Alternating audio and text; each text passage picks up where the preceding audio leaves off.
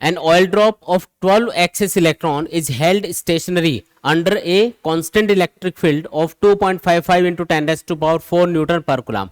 In Millikan's oil drop experiment, the density of the oil is 1.26 gram per centimeter cube. Then estimate the radius of the oil drop. तो आपको oil drop की radius calculate करके बतानी है. ये बोल रहा है कि एक ऑयल ड्रॉप है और इसके अंदर 12 एक्सेस इलेक्ट्रॉन है. 12 एक्सेस इलेक्ट्रॉन होने का मतलब है इसके ऊपर चार्ज होगा 12 into 1.6 into 10 raise to power minus 19 coulomb और नेगेटिव चार्ज होगा. ठीक है, मिलिकन ऑयल ड्रॉप एक्सपेरिमेंट की ये बात कर रहा है जिसके अंदर हमने जो इलेक्ट्रिक फील्ड अप्लाई किया हुआ वो कितना है, ई की वैल्यू आपको दे रखी है 2.55 into 10 raise to power 4 newton per coulomb. इतना इलेक्ट्रिक फील्ड यहाँ पे लगाया हुआ है. अब ये जो ऑयल ड्रॉप है ये स्टेशनरी आपको दिखाई दे रही है, एक्सपेरिमेंट में ये बोला गया है. तो इस पे जो ग्रेविटेशनल फोर्स लग रहा होगा नीचे की तरफ वो ऊपर की तरफ लगने वाले इलेक्ट्रोस्टैटिक फोर्स जिसका फॉर्मूला होता है Q इंटू ई उससे बैलेंस हो गया होगा. तभी ये ऑयल ड्रॉप स्टेशनरी दिखाई दे रही है.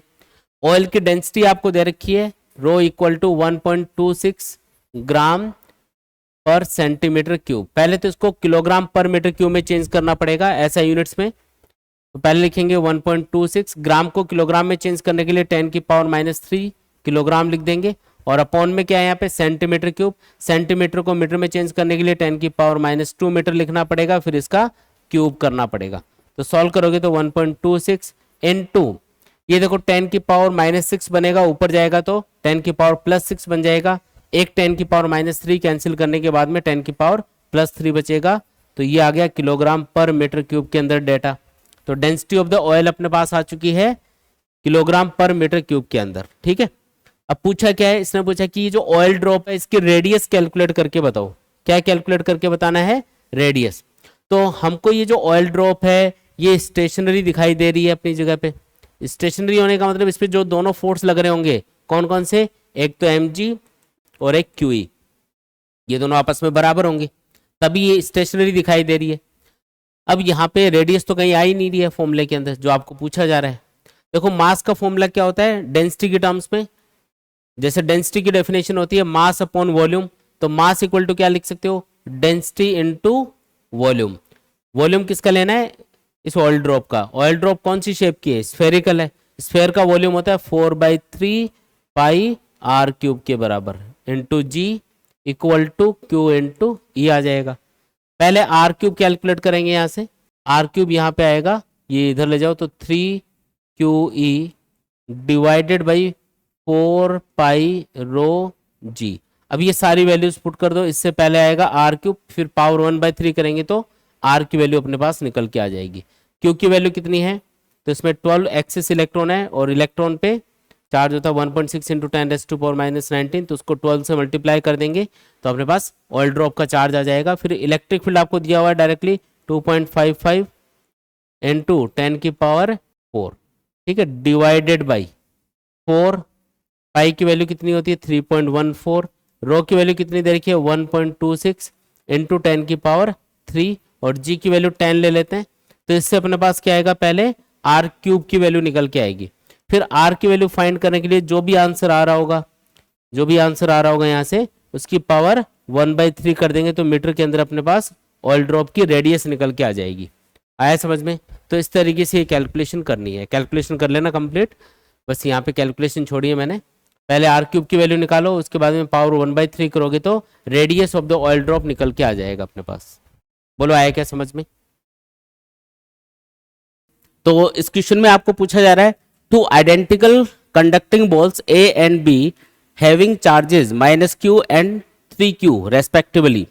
They are brought in contact and then separated by a distance d apart. Find the nature of the Coulomb force between them. इसमें सिर्फ आपको ये बताना है कि जो फोर्स लगेगा चार्जेस के बीच में उसका नेचर क्या होगा, मतलब अट्रैक्टिव फोर्स लगेगा या फिर रिपल्सिव फोर्स लगेगा. इसने बोला कि दो आइडेंटिकल कंडक्टिंग बॉल है, मतलब दो बॉल अपने पास हैं. ये फर्स्ट बॉल मान लो, ये सेकंड बॉल मान लो. एक का नाम क्या है A, एक का नाम है B. जो पहली बॉल है उसके ऊपर चार्ज है -q, नेगेटिव चार्ज है, और दूसरी बॉल के ऊपर है 3q. ठीक है, अब हमने क्या किया, इन दोनों को कांटेक्ट में लेके आए हम. अच्छा, कांटेक्ट में लाने से क्या होगा, चार्जेस कैंसिल होंगे क्योंकि अपोजिट चार्जेस है. एक पे नेगेटिव चार्ज है, एक पे पॉजिटिव चार्ज है.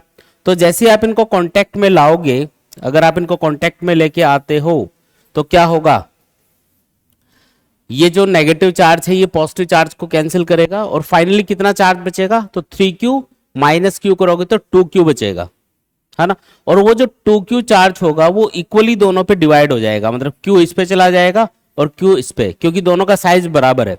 अगर इन बॉल्स का साइज अलग अलग होता तो याद रखना है चार्ज अलग अलग क्वांटिटी में डिवाइड होता, इनका पोटेंशियल सेम होता लेकिन चार्ज इन पे अलग अलग होता। ठीक है, ये चीज याद रखनी है कि जब भी दो कंडक्टर्स कांटेक्ट में होते हैं तो अगर उनका साइज बराबर है तभी चार्ज बराबर डिवाइड होगा, अदरवाइज जो साइज है उसके हिसाब से फिर चार्ज डिवाइड होता है। ठीक है, यहाँ पे ये जो पहला कंडक्टर है इस पे चार्ज आ गया पॉजिटिव और दूसरे पे भी आ गया पॉजिटिव, और दोनों को अब हमने कितनी दूरी पे रखा हुआ है, तो इनके सेंटर्स के बीच में दूरी है अब d। तो अब बताओ कि इनके बीच में कौन सा फोर्स लगेगा, तो अट्रैक्टिव फोर्स लगेगा या रिपल्सिव फोर्स लगेगा। पहले इनके बीच में कौन सा फोर्स काम कर रहा था, एक पे नेगेटिव है एक पे पॉजिटिव है, तो अट्रैक्टिव फोर्स। और अब कौन सा फोर्स काम करेगा, रिपल्सिव। आया समझ में? ठीक है, तो पहले अट्रैक्टिव फोर्स काम कर रहा था क्योंकि अपोजिट चार्जेस थे, और अब फोर्स काम करेगा रिपल्सिव फोर्स। ठीक है, ये इसका आंसर है। चलिए जी अगला क्वेश्चन देखो। इस क्वेश्चन में आपको पूछा जा रहा है 5 point charges each of charge plus Q R placed on 5 vertices of a regular hexagon of side L, find the resultant force on A charge minus Q placed at the centre of the hexagon.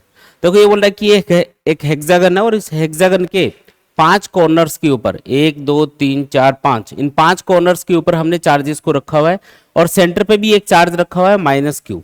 अब आपको ये जो centre पे रखा हुआ charge है इसके ऊपर फोर्स कैलकुलेट करके बताना है इन पांचों चार्जेस की वजह से। तो सबसे पहला काम क्या करोगे, यहाँ पे अलग अलग चार्जेस की वजह से सेंटर पे रखे हुए चार्ज के ऊपर जो फोर्स लगेगा उसको कैलकुलेट करेंगे। यहाँ पे जो हेक्सागन है उसकी साइड आपको दे रखी है एल, है ना, क्वेश्चन में दे रखा है ये, तो एल साइड का ये हेक्सागन है। हेक्सागन की एक खास बात होती है कि इसकी हर एक साइड बराबर होती है और इसके सेंटर से हर एक कॉर्नर की डिस्टेंस भी उतनी होती है। जैसे अगर ये एल है तो ये भी एल होगा, ये भी एल होगा, ये भी एल एल एल और ये भी एल, है ना, ये सारी डिस्टेंसेस भी बराबर होती है। ठीक है जी, अब देखो एक चीज नोटिस करो यहाँ पे कि ये वाला जो चार्ज है ये है क्यू, ये है माइनस क्यू, दोनों चार्ज क्या होंगे, एक दूसरे से अट्रैक्ट होंगे। तो इसका मतलब सेंटर पे रखे हुए चार्ज के ऊपर फोर्स किधर लगेगा, इसकी तरफ लगेगा। तो मैं इसको दिखा देता हूं यहाँ पे, ये है मान लो इस पॉजिटिव चार्ज की वजह से लगने वाला फोर्स। अब जस्ट इसके अपोजिट कॉर्नर पे देखो, यहाँ पे भी पॉजिटिव चार्ज रखा है उतने ही मैग्नीट्यूड का, ये भी क्यू है ये भी क्यू है, तो ये भी क्या करेगा, बराबर फोर्स से इसको अपनी तरफ खींचेगा।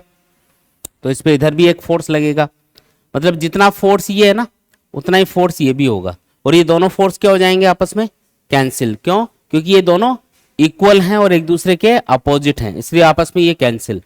इसी तरीके से ये वाला जो चार्ज है इसकी वजह से सेंटर पे रखे हुए चार्ज के ऊपर जो फोर्स लगेगा F, और इस वाले कॉर्नर पे जो चार्ज रखा है उसकी वजह से जो फोर्स लगेगा F, ये भी आपस में बराबर होंगे और ये भी आपस में क्या हो जाएंगे, कैंसिल। तो सिर्फ ये वाला चार्ज बचेगा, तो इस चार्ज की वजह से इसके ऊपर फोर्स लगेगा क्योंकि बाकी तो कैंसिल ही हो गए।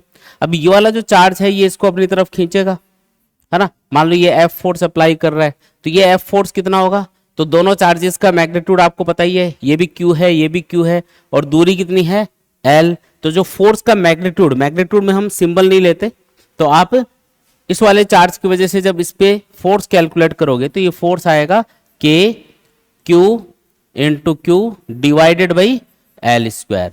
तो ये अपना आंसर होगा कि जो फोर्स लगेगा सेंटर पे रखे हुए चार्ज के ऊपर वो लगेगा K Q स्क्वायर बोल सकते हो आप इसको, जैसे इसको हम ऐसे भी लिख सकते हैं F equals to K Q square upon L square. ये अपना आंसर हो गया। ठीक है, आया समझ में? तो ये चार चार्जेस है ना, इनका तो फोर्स आपस में कैंसिल हो गया। अपोजिट कॉर्नर्स पे जब भी सिमेट्री बन रही हो ना, सिमेट्री मतलब एक सिस्टम ऐसा दिख रहा हो जिसमें भाई हर एक चीज सिमेट्रिक हो, तो उस कंडीशन में कुछ फोर्सेस आपस में कैंसिल हो सकते हैं, तो उनका ध्यान रखना है। ये वाला चार्ज जितना फोर्स इस पे लगाएगा उतना ये वाला भी लगाएगा, तो इनके फोर्स आपस में कैंसिल। उसी तरीके से इस वाले चार्ज का और इस वाले चार्ज का फोर्स भी आपस में कैंसिल, सिर्फ इसका इस पे फोर्स काम करेगा, तो ये फोर्स होगा F जो कि K Q square upon L square के बराबर होगा। ठीक है क्या समझ में? इसके बाद में आगे बढ़ते हैं। देखो नेक्स्ट क्वेश्चन है, 2 point charges of +2 microcoulomb and +6 microcoulomb repel each other with a force of 12 Newton. Now, if each is given an additional charge of -4 microcoulomb, what will be the new force? ये बोल रहा है कि दो charge है अपने पास में और दोनों चार्जेस का मैग्नीट्यूड आपको दे रखा है +2 माइक्रोकुलाम, ये पहला चार्ज है, Q1 बोल देते हैं इसको, और दूसरा चार्ज कितना है +6 माइक्रोकुलाम। ठीक है, ये है सेकंड चार्ज। ठीक है, अब इस क्वेश्चन में ये बोला गया है कि इन दोनों चार्जेस को हमने किसी दूरी पे रखा हुआ है, मान लो कि ये दूरी है r, और r दूरी पे रखने पे इनके बीच में जो फोर्स काम कर रहा है वो है 12 न्यूटन। तो फोर्स का फॉर्मूला क्या होता है, K Q1 Q2 upon R square, इस फॉर्मूले को यूज करते हैं। और इनिशियल कंडीशन में शुरुआत में इसमें जो फोर्स लग रहा है उसको लिख देते हैं, कितना है 12 न्यूटन है। K की वैल्यू क्या है 9 × 10⁻⁹। Q1 कितना है 2 माइक्रो मतलब 10 की पावर -6। Q2 कितना है बोलो 6 × 10⁻⁻6 कूलम, डिवाइडेड बाई क्या करना है R स्क्वायर। R तो दे ही नहीं रखा ना, तो R को R ही रहने दो। ठीक है, ये पहली इक्वेशन अपने पास आ गई। ठीक है जी, अब इसी तरीके से सेकंड सिचुएशन पे आते हैं। इसने बोला कि दोनों चार्जेस को हमने एक एडिशनल चार्ज दिया है, कितना -4 माइक्रोकुलाम। तो अब जो Q1 है वो Q1 डैश हो गया और कितना हो गया, तो इसमें -4 ऐड करो, एडिशनल चार्ज दिया ना इसको, तो 2 और -4 ये मिला के कितना हो गया -2 माइक्रोकुलाम हो गया। तो पहला चार्ज अब हो चुका है -2 माइक्रोकुलाम, और जो दूसरा चार्ज है वो कितना है, वो पहले 6 था उसमें -4 ऐड करोगे तो ये बनेगा +2 माइक्रोकुलाम। ठीक है, डिस्टेंस वो क्यों रखी है, डिस्टेंस को चेंज नहीं कर रहे हैं हम लोग। तो अब जो फोर्स लगेगा इनके बीच में वो कितना लगेगा, तो उसको मैं F डैश बोल देता हूं, वो होगा 9 × K, यही फॉर्मूला लगाना है K Q1 Q2 upon R square. तो 9 × 10⁻⁹, Q1 कितना लेना है -2 माइक्रोकुलाम, माइनस लगा देता हूं, इससे नेचर का पता चल जाएगा कि किस टाइप का फोर्स लगेगा, अट्रैक्टिव या रिपल्सिव। और ये माइक्रो की जगह मैंने 10⁻⁻6 लिखा है। सेकंड चार्ज कितना है 2 माइक्रोकुलाम, इसकी जगह भी आपको माइक्रो को चेंज करके लिखना है। ठीक है, डिवाइडेड बाई R स्क्वायर आएगा। ये सेकंड इक्वेशन अपने पास आ गई। अब देखो दोनों इक्वेशन को हम डिवाइड करेंगे आपस में। जो सेकंड इक्वेशन है उसको फर्स्ट से मैं डिवाइड कर रहा हूं, तो इधर तो आएगा F डैश डिवाइडेड बाई 12, और इधर क्या आएगा, तो देखो इसमें काफी सारी चीजें कॉमन है, जैसे 9 × 10⁻⁹ इसमें भी है इसमें भी है, तो ये कैंसिल। R स्क्वायर इसमें भी है कैंसिल। 2 × 10⁻⁻6 इसमें भी है और इसमें भी है कैंसिल, और ये 10⁻⁻6 भी कैंसिल। इसमें 2 बचा ऊपर, इसमें 6 बचा, ये माइनस का आएगा लेकिन क्योंकि यहाँ माइनस सिंबल है ना, तो इधर आएगा -2/6, जिसका मतलब होगा -1/3। थोड़ा सॉल्व करते हैं, F डैश इक्वल्स टू ये 12 इधर चला जाएगा, ये बनेगा -1/3। फाइनली आंसर क्या आएगा -4 न्यूटन। तो जो फोर्स लगेगा किसके ऊपर, इन दोनों चार्जेस के ऊपर, अब वो कितना होगा -4 न्यूटन के बराबर होगा। अच्छा, माइनस का सिंबल क्या बता रहा है यहाँ पे, तो एक चीज याद रखो, देखो फोर्स अगर पॉजिटिव आ रहा है निकल के सोल्व करने पे, इसका मतलब रिपल्सिव फोर्स है। अगर चार्जेस को नेचर के साथ पुट कर रहे हो और आंसर आ रहा है पॉजिटिव, कैसे, देखो अगर ये दोनों चार्ज पॉजिटिव हैं तो फॉर्मूले में जब आप पुट करोगे तो दोनों की पॉजिटिव वैल्यू पुट करोगे, आंसर भी पॉजिटिव आएगा। और अगर दोनों नेगेटिव होंगे तब भी इनका मल्टीप्लीकेशन क्या आएगा, पॉजिटिव आएगा। तो पॉजिटिव फोर्स ये शो करेगा कि चार्जेस के बीच में क्या है, रिपल्शन फोर्स, क्योंकि लाइक चार्जेस हमेशा रिपेल करेंगे। लेकिन अगर एक पॉजिटिव एक नेगेटिव है तो हमेशा इनका मल्टीप्लीकेशन नेगेटिव आएगा। उस कंडीशन में आंसर भी क्या आएगा, नेगेटिव, जिसका मतलब ये होगा कि जो फोर्स है उसका नेचर क्या है, अट्रैक्टिव, है ना, अट्रैक्टिव फोर्स लगेगा। ठीक है, आया समझ में। देखो अगला क्वेश्चन क्या है, ए charge Q is placed at the center of a line joining two equal charges capital Q. Show that the system of three charges will be in equilibrium if Q equal to -Q/4. ये आपको prove करना है एक तरह से कि system equilibrium में तब रहेगा जब जो सेंटर पे रखा हुआ चार्ज है वो कितना हो, -Q/4 के बराबर हो। क्या कहना चाह रहा है, पहले इसको ड्रॉ करके देखते हैं। ये बोल रहा है कि दो चार्जेस है अपने पास, कैपिटल Q और कैपिटल Q, और दोनों चार्जेस को हमने एक दूसरे से कुछ दूरी पे रखा हुआ है। मान लो कि ये दूरी कितनी है, R दूरी मान लेते हैं। कितनी दूरी पे रखा हुआ है, r दूरी पे रखा हुआ है, सेम चार्ज है, ठीक है। अब इनके बीच में एक स्मॉल क्यू चार्ज और रखा जा रहा है, इनका जो सेंटर पॉइंट है, ये इनका सेंटर पॉइंट है, यहाँ पे स्मॉल क्यू चार्ज रखा। सेंटर का मतलब ये है कि किसी भी एक चार्ज से ये दूरी होगी r/2, है ना। ये टोटल दूरी कितनी है, ये टोटल दूरी यहां से यहां तक की है r, तो हाफ डिस्टेंस कितनी होगी, r/2 के बराबर होगी, ठीक है जी।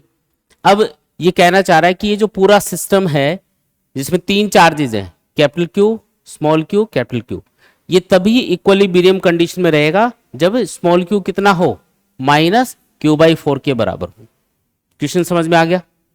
पहले ये बताओ कि इक्विलिब्रियम का मतलब क्या है।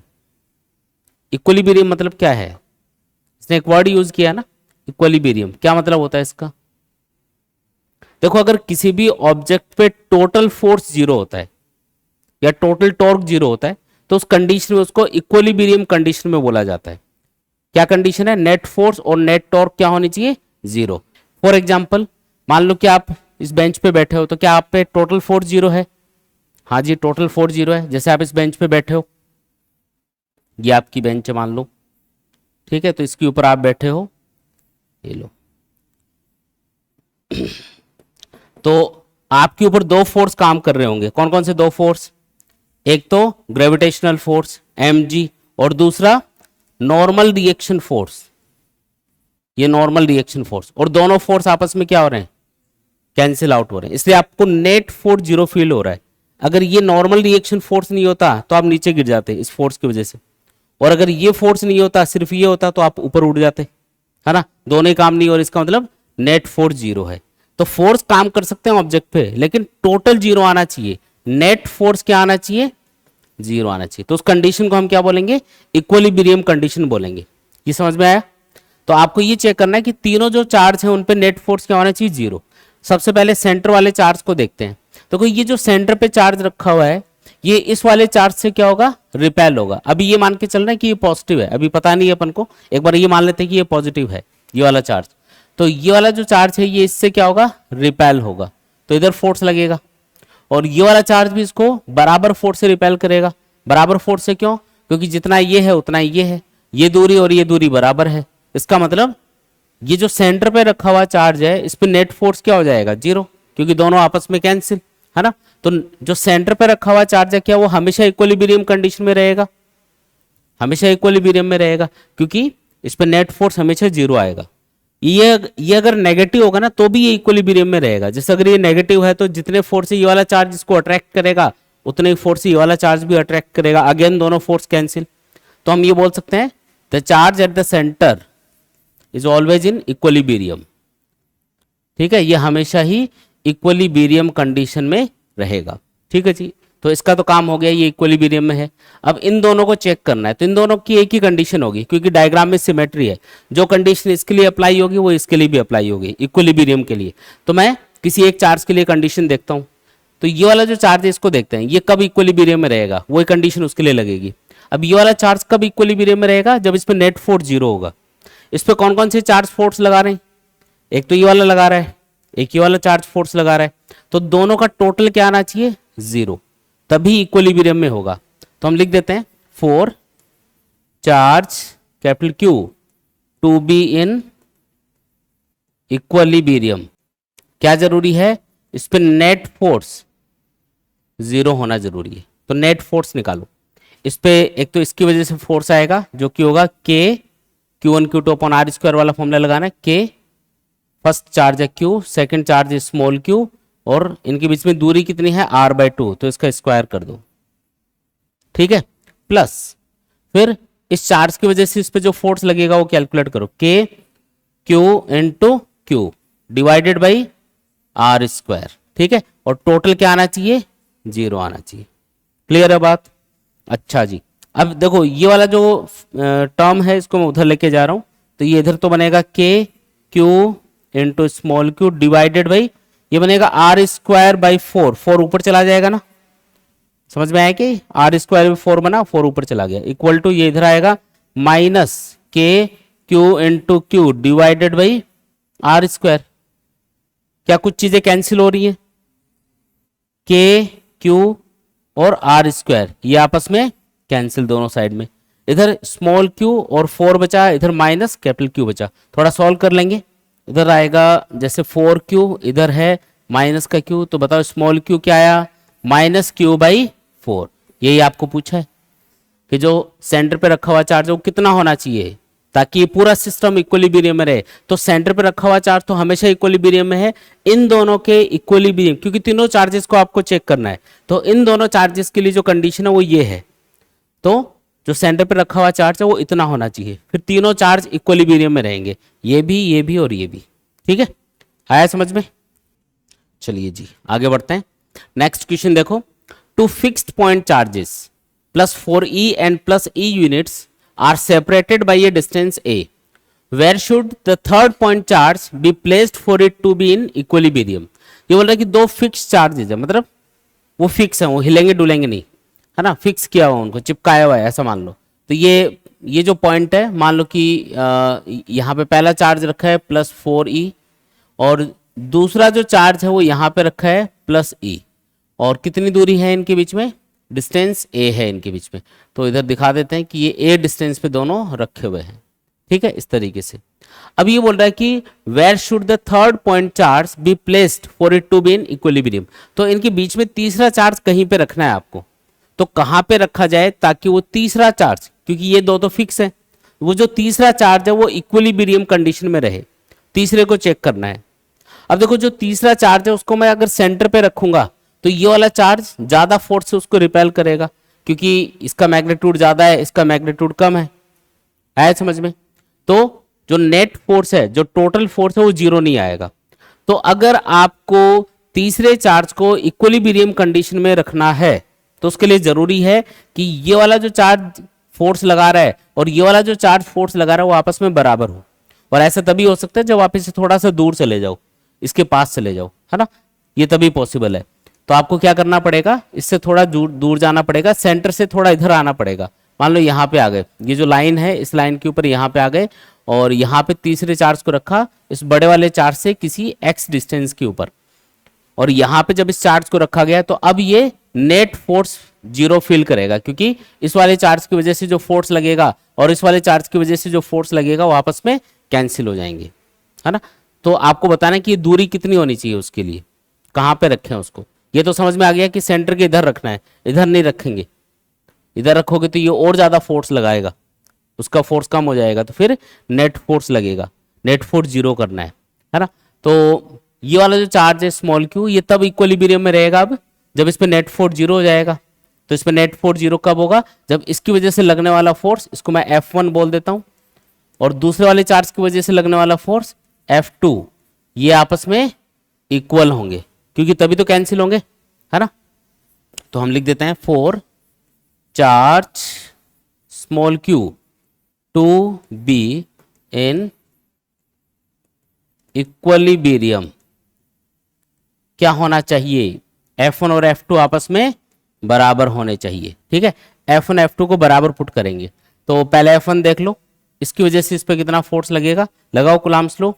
K चार्ज पहला कौन सा है 4e, दूसरा है Q डिवाइडेड बाई दूरी कितनी है x, तो x का square equal to second charge की वजह से इस पे फोर्स, तो K पहला चार्ज है, Q दूसरा कितना है E, है ना, डिवाइडेड बाई क्या करना है ये वाली दूरी का स्क्वायर। अगर टोटल डिस्टेंस a है तो उसमें से x माइनस कर दो, ये कितना आएगा a माइनस एक्स आएगा, उसका स्क्वायर लिखना है। ठीक है, K E और Q ये आपस में कैंसिल, ये इधर चला जाएगा तो ये 4 पहले से इधर, तो 4 इंटू a माइनस एक्स का स्क्वायर बना, ये उधर जाएगा तो x स्क्वायर।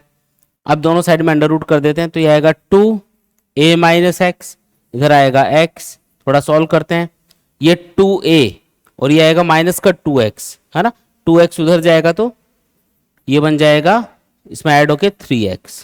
तो बताओ x इक्वल टू क्या आएगा 2a बाई 3। तो जब आप इसको सॉल्व करोगे तो x की वैल्यू निकल के आ रही है 2a बाई 3। ये है अपना final answer.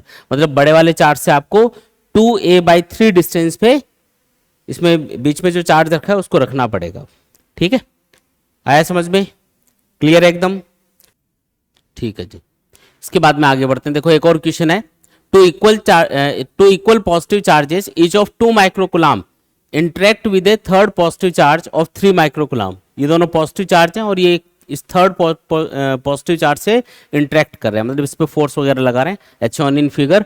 Calculate the magnitude and direction of the force on the 3 microcoulomb charge. तो ये जो 3 माइक्रोकुलाम चार्ज है इसके ऊपर आपको टोटल फोर्स कैलकुलेट करके बताना है, और कितना लगेगा और कौन सी डायरेक्शन में लगेगा ये आपको कैलकुलेट करना है इसमें। ठीक है, डायग्राम में दिखा रखा है कि ये पहला चार्ज है, इसको मैं Q1 बोल देता हूँ, ये सेकंड चार्ज है इसको हम Q2 बोल देते हैं, और ये थर्ड चार्ज है इसको हम बोल देते हैं Q3। ठीक है, तो अगर आपको इस वाले चार्ज के ऊपर इन दोनों चार्जेस की वजह से टोटल फोर्स बताना है तो सुपरपोजिशन प्रिंसिपल के अकॉर्डिंग सबसे पहला काम क्या करेंगे, इन दोनों चार्जेस की वजह से इसके ऊपर अलग अलग फोर्स कैलकुलेट करेंगे, फिर उसका वेक्टर एडिशन करेंगे तो हमारे पास क्या आएगा, टोटल फोर्स निकल के आएगा। देखो सबसे पहले तो अगर इस वाले चार्ज की वजह से इस पे फोर्स कैलकुलेट करना है तो ये दूरी पता होनी चाहिए, है ना। दोनों चार्जेस को ज्वाइन करने वाली जो लाइन है ना, इसकी लेंथ पता होनी चाहिए।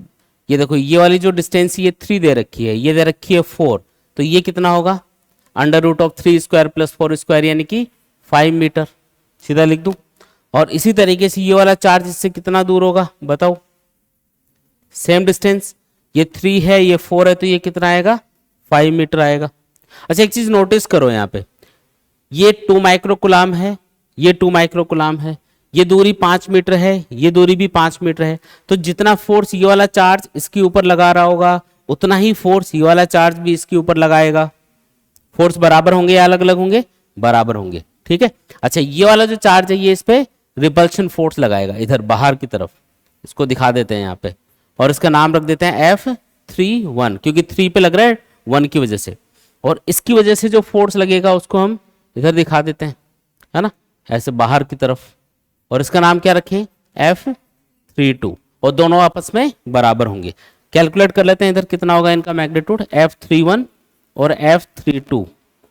देखो फॉर्मूला लगाते हैं, K Q1 Q2 upon R square, K मतलब 9 इंटू 10⁻⁹, Q1 यानी कि 2 माइक्रोकुलाम, हाँ माइक्रो का मतलब 10⁻⁻⁶, और Q2 कितना है 3 माइक्रोकुलाम, तो माइक्रो की जगह 10⁻⁻⁶ लिखेंगे, डिवाइडेड बाई डिस्टेंस स्क्वायर जो कि 5 है, तो 5 का स्क्वायर कर देंगे।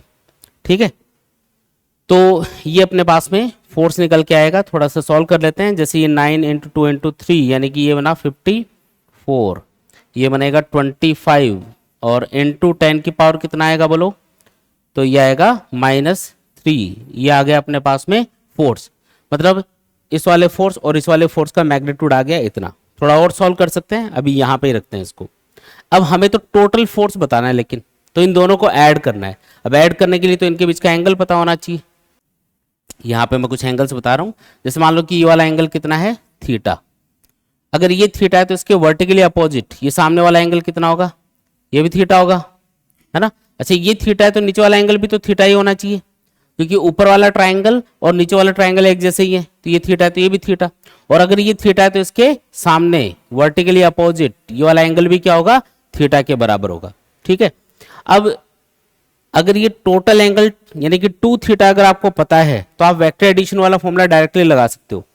जैसे दो वेक्टर्स हैं उनके बीच का एंगल पता हो तो हम फॉर्मूला लगाते हैं ना, √a² + b² + 2ab cos theta, वो लगा सकते हो, लेकिन अभी हमें एंगल पता नहीं है तो हम कंपोनेंट मेथड यूज करेंगे यहाँ पे, उससे थोड़ा सा आसान रहेगा।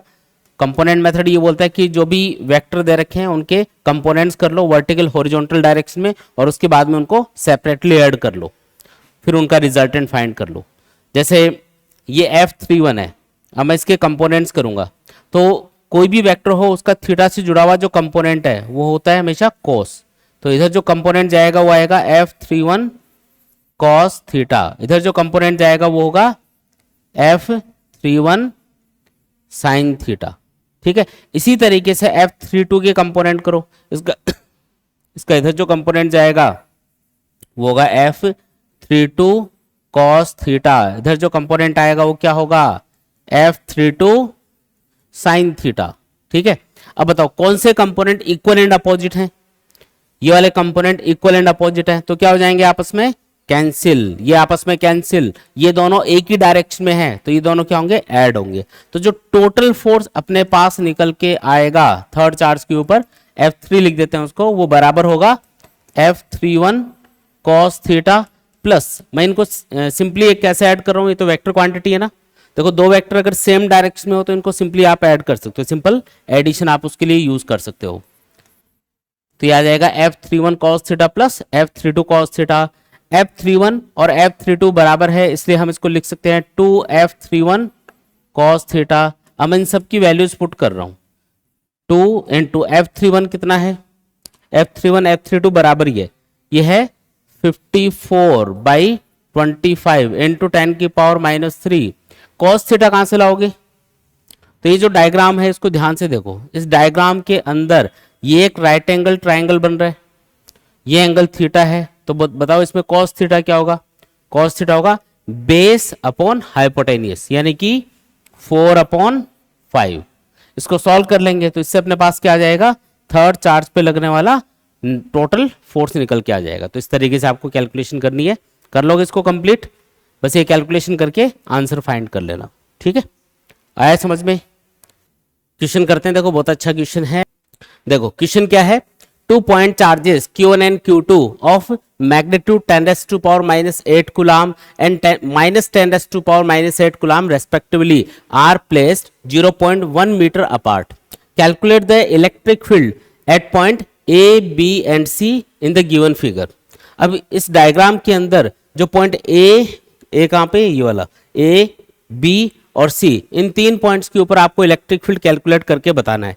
इसमें आपको क्या दे रखा है, पहला चार्ज दे रखा है, पहला चार्ज कितना है 10⁻⁻8 कूलम, ये वाला चार्ज 10⁻⁻8 कूलम है, लिख देते हैं 10⁻⁻8 कूलम। और दूसरा वाला चार्ज कितना है, नेगेटिव चार्ज है, ये है -10⁻⁻8 कूलम, ठीक है। और ये दूरियां दे रखी है आपको, ये 0.1 मीटर, 0.1 मीटर, ये 0.05, 0.05, यानी कि ये भी टोटल 0.1 मीटर के बराबर है। मतलब ये जो ट्रायंगल आपको दिखाई दे रहा है ये एक्चुअल में एक इक्विलेटरल ट्रायंगल है ना, ठीक है। सबसे पहले ए पॉइंट की बात करते हैं, यहां पे हम इलेक्ट्रिक फील्ड पता करेंगे, ठीक है। सबसे पहले हम पॉइंट ए के ऊपर इलेक्ट्रिक फील्ड पता करेंगे। इसके लिए क्या करना है, इन दोनों चार्जेस का अलग अलग इस पॉइंट के ऊपर इलेक्ट्रिक फील्ड पता करना है और उसके बाद में उसका वेक्टर एडिशन करेंगे, ठीक है। ये कौन सा चार्ज, पॉजिटिव, पॉजिटिव चार्ज का इलेक्ट्रिक फील्ड इस पॉइंट के ऊपर आउटवर्ड, चार्ज को पॉइंट से ज्वाइन करने वाली लाइन के अलोंग आउटवर्ड डायरेक्शन में आपको इलेक्ट्रिक फील्ड कंसिडर करना है। इसको मैं बोल देता हूं E1, ठीक है। अच्छा, सेकंड जो चार्ज है वो कौन सा है, नेगेटिव, नेगेटिव चार्ज की वजह से इलेक्ट्रिक फील्ड इनवर्ड, चार्ज की तरफ जाना है, तो चार्ज की तरफ जाओगे तो इसी डायरेक्शन में इलेक्ट्रिक फील्ड आ जाएगा, ये भी है ना, A2 भी इसी डायरेक्शन में है। अच्छा, पहले चार्ज का मैग्नीट्यूड और दूसरे चार्ज का मैग्नीट्यूड बराबर है और ये दूरियां भी बराबर हैं, देखो, तो इन दोनों चार्जेस का यहाँ पे जो इलेक्ट्रिक फील्ड आएगा वो भी बराबर ही आएगा मैग्नीट्यूड में, तो उसको मैं एक साथ ही कैलकुलेट करके लिख रहा हूँ। E1 और E2 यहाँ पे बराबर है और फॉर्मूला क्या है इलेक्ट्रिक फील्ड का, KQ/R² यूज करो। K मतलब 9 इंटू 10⁻⁹, Q मतलब चार्ज, चार्ज है 10⁻⁻8 कूलम, डिवाइडेड बाई क्या कर रहे हैं R², R कितना है 0.05, उसका स्क्वायर कर देंगे, ठीक है। आ रहा है समझ में। अच्छा, ये अपने पास में क्या आ जाएगा, E1 और E2 आ जाएगा, लेकिन हमको टोटल इलेक्ट्रिक फील्ड बताना है ए पॉइंट पे, तो उसको मैं EA लिख देता हूं ऐसा करके। तो EA कितना होगा, तो दोनों इलेक्ट्रिक फील्ड एक ही डायरेक्शन में है तो इनको सिंपली आप ऐड कर लो, एक ही डायरेक्शन में दो वेक्टर होते हैं ना, डायरेक्टली उनको ऐड कर सकते हो। तो मतलब टोटल इलेक्ट्रिक फील्ड कितना आएगा, E1 प्लस E2 के बराबर आएगा, ठीक है। मतलब E1 E2 बराबर ही है वैसे तो इस आप एक काम ये भी कर सकते हो कि 2E1 लिख सकते हो इसको, E1 E2 बराबर है ना, इसलिए यानी कि आंसर क्या आएगा 2 इंटू, फिर ये वैल्यू पुट कर रहा हूं मैं 9 इंटू 10⁻⁹ इंटू 10 की पावर -8 डिवाइडेड बाई 0.05 का होल स्क्वायर। सॉल्व कर सकते हैं इसको आगे, ठीक है। ये पहला आंसर आ गया कि ए पॉइंट के ऊपर इलेक्ट्रिक फील्ड कितना होगा। इसी तरीके से हम बी पॉइंट पे पता कर लेंगे, बिल्कुल आसान है। देखो बी पॉइंट का भी देख लेते हैं इलेक्ट्रिक फील्ड कितना होगा। तो बी पॉइंट के लिए सेम प्रोसीजर है, पहले हम इस वाले चार्ज की वजह से इलेक्ट्रिक फील्ड देखेंगे, पॉजिटिव चार्ज है, इलेक्ट्रिक फील्ड प्रोड्यूस करेगा इस पॉइंट के ऊपर आउटवर्ड, चार्ज को पॉइंट से ज्वाइन करने वाली लाइन के अलोंग आउटवर्ड जाना है, चार्ज से बाहर की तरफ जाना है, तो ये होगा E1। ठीक है, ये कौन सा चार्ज है, नेगेटिव। नेगेटिव के लिए इलेक्ट्रिक फील्ड इस पॉइंट के ऊपर देखना है, तो उस नेगेटिव चार्ज की वजह से इलेक्ट्रिक फील्ड उसकी तरफ होगा, तो ये इधर डायरेक्शन आपको लेनी है E2 की। क्या E1 E2 एक ही डायरेक्शन में है, नहीं जी, ये तो अपोजिट डायरेक्शन में है, इसका मतलब ये एक दूसरे को कैंसिल करेंगे। ठीक है, हाँ, इनमें से जो ज्यादा होगा उसमें से कम वाला माइनस कर देंगे हम, है ना। इलेक्ट्रिक फील्ड अगर E1 ज्यादा है, वैसे कौन सा ज्यादा होगा बताओ सोच के, पॉजिटिव चार्ज इस पॉइंट के ज्यादा करीब है ना भाई। ये चार्जेस बराबर मैग्नीट्यूड के ही हैं, लेकिन पॉइंट के ज्यादा पास में कौन है, इस पॉइंट के ज्यादा पास है पॉजिटिव चार्ज, तो पॉजिटिव चार्ज का जो इलेक्ट्रिक फील्ड E1 है वो ज्यादा होगा और नेगेटिव चार्ज के इलेक्ट्रिक फील्ड कम होगा, तो E1 माइनस E2 करना पड़ेगा। ठीक है, तो E1 E2 कितना है पहले वो देख लेते हैं। E1 कितना होगा, E1 मतलब पहले चार्ज का इस पॉइंट पे इलेक्ट्रिक फील्ड, तो दूरी तो आपको दे ही रखी है, चार्ज भी दे रखा है, कितना है, फॉर्मूला यूज कर लो KQ/R², 9 × 10⁻⁹, चार्ज है 10⁻⁻8 कूलम डिवाइडेड बाई R², यानी कि 0.05 का स्क्वायर, ये आ जाएगा E1। ऐसे ही E2 कितना होगा, इधर लिख रहा हूं, E2 कितना होगा, E2 आएगा KQ/R², 9 × 10⁻⁹, ये तो K हो गया, Q सेम है 10⁻⁻8 कूलम। हाँ, यहाँ पे नेगेटिव चार्ज नहीं लेना है, मतलब नेगेटिव सिंबल नहीं लेना है यहाँ पे, क्योंकि हम सिर्फ सेकंड चार्ज का जो इलेक्ट्रिक फील्ड है उसका मैग्नीट्यूड कैलकुलेट कर रहे हैं, है ना, तो माइनस का सिंबल नहीं लगेगा इसके आगे। और डिवाइडेड बाय डिस्टेंस कितनी है, तो ये वाला चार्ज देखो, ये वाला चार्ज इस बी पॉइंट से कितना दूर है, 0.05 0.05 0.05, कितना हुआ 0.15 हुआ क्या, इसका स्क्वायर कर देंगे, तो ये आ गया अपने पास में इस दूसरे चार्ज का इलेक्ट्रिक फील्ड। अब क्या करना है, दोनों को सबट्रैक्ट करना है, तो बी पॉइंट पे जो टोटल इलेक्ट्रिक फील्ड आएगा, है ना, वो आएगा E1 माइनस E2 के बराबर, तो E1 माइनस E2 कर देंगे, है ना, E1 की वैल्यू और E2 की वैल्यू पुट करके सॉल्व कर लेंगे। वैसे कुछ चीजें कॉमन है उनको अलग कर लेते हैं, 9 × 10⁻⁹ × 10⁻⁸, वैसे यहाँ पे इसको कैंसिल भी कर सकते हो, चलो इस स्टेप में कर लेना। आपको E1 माइनस E2 करना है, मतलब इसमें से 1/0.05 स्क्वायर माइनस 0.15 स्क्वायर, इसको माइनस करना है, तो इससे अपने पास क्या आएगा, फाइनल आंसर निकल के आएगा। कर लोगे इसको कंप्लीट, आसान है एकदम। चलो जी, नोट कर लो इसको। फिर तीसरे पॉइंट पे और देखते हैं, उधर से मिटा के इसको तीसरे पॉइंट के ऊपर भी इलेक्ट्रिक फील्ड फाइंड करके देखेंगे। सी पॉइंट के ऊपर, सी वाला जो पार्ट है उसके अंदर आपको पूछा जा रहा है कि यहाँ पे ये जो पॉइंट सी है ना, यहाँ पे मतलब तीसरा जो पार्ट है उसके अंदर आपको पॉइंट सी के ऊपर इलेक्ट्रिक फील्ड पता करना है। तो सबसे पहले क्या करेंगे, इन दोनों चार्जेस का इस पॉइंट के ऊपर अलग अलग इलेक्ट्रिक फील्ड फाइंड करेंगे। पहले डायरेक्शन देख लो इलेक्ट्रिक फील्ड की, जैसे ये पॉजिटिव चार्ज है, इसका इलेक्ट्रिक फील्ड आएगा आउटवर्ड E1, और ये नेगेटिव चार्ज है, इसका इलेक्ट्रिक फील्ड आएगा इनवर्ड चार्ज की तरफ। ठीक है, ये हो गया E2। E1 और E2 की डायरेक्शन पता चल गई। अच्छा, दोनों के बीच में एंगल बता सकते हो क्या, देखो ये एंगल कितना है 60, ये 60, ये भी 60 है, ये अगर 60 है तो ये कितना हुआ, ये टोटल 180 है, तो उसमें से 60 माइनस कर दो, 120 डिग्री। अच्छा, एक चीज नोटिस करो, ये चार्ज बराबर मैग्नीट्यूड के हैं, ये दूरी बराबर है, इसका मतलब इन दोनों चार्जेस का यहाँ पे जो इलेक्ट्रिक फील्ड आएगा वो भी क्या होना चाहिए, बराबर, है ना, इक्वल क्यों होना चाहिए, क्योंकि दोनों इलेक्ट्रिक फील्ड सेम चार्ज से प्रोड्यूस हो रहे हैं, मतलब सेम मैग्नीट्यूड के चार्ज से प्रोड्यूस हो रहे हैं, इसलिए मैं दोनों को बराबर लिख रहा हूँ। और कितना होगा इलेक्ट्रिक फील्ड, तो जैसे इस चार्ज का यहाँ पे इलेक्ट्रिक फील्ड होगा KQ/R², यानी कि 9 × 10⁻⁹, चार्ज कितना लेना है, चार्ज आ गया अपना 10⁻⁻8 coulomb divided by R², R है 0.1, और इतना इलेक्ट्रिक फील्ड E2 होगा, है ना, इस चार्ज का इलेक्ट्रिक फील्ड, इसलिए मैंने एक साथ ही लिख दिया दोनों को। अब डायरेक्शन आपको पता है, उसके अकॉर्डिंग इनके बीच का एंगल पता चल गया।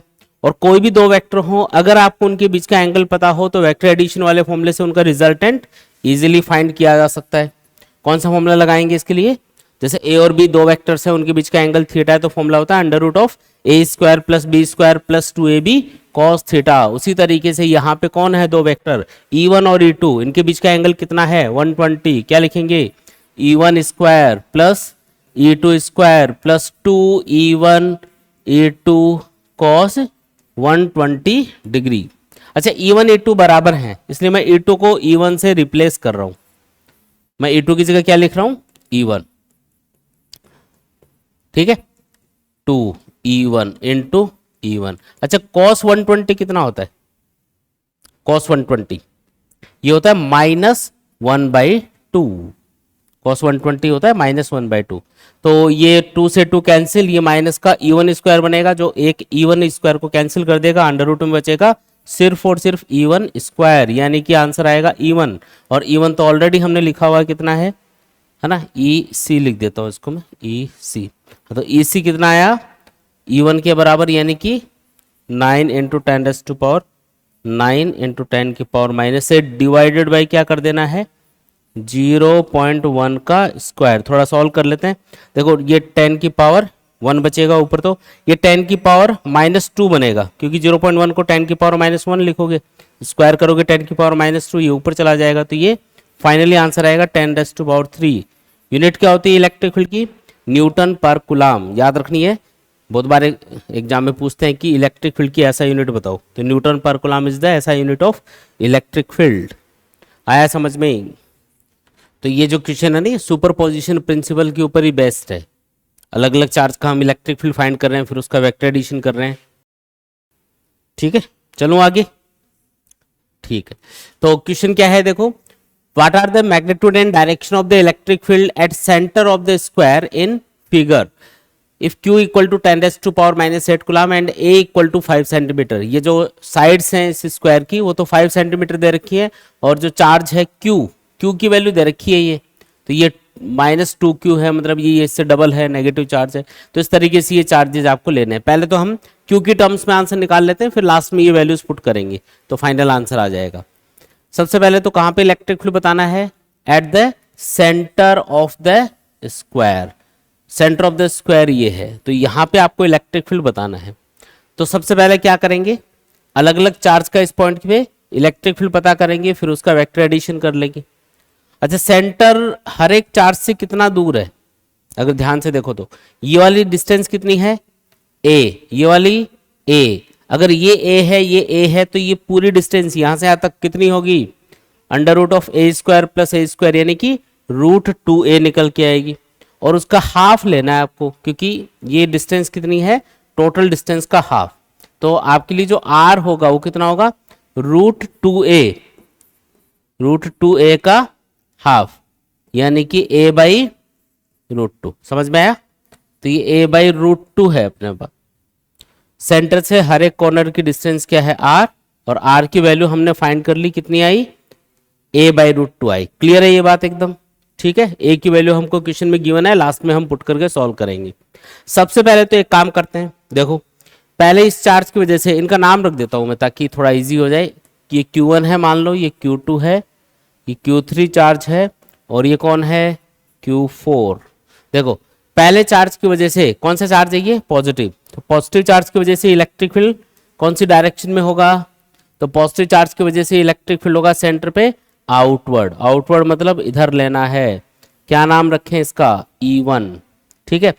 इसके जस्ट अपोजिट इस वाले कॉर्नर पे देखो, ये भी पॉजिटिव चार्ज ही है, और इसका इलेक्ट्रिक फील्ड यहाँ पे कौन सी डायरेक्शन में आएगा, चार्ज से आउटवर्ड, इधर आएगा जस्ट इसके अपोजिट। इसका नाम रख देते हैं E3, थर्ड चार्ज का इलेक्ट्रिक फील्ड है E3, और ये दोनों आपस में कैंसिल होंगे, ठीक है।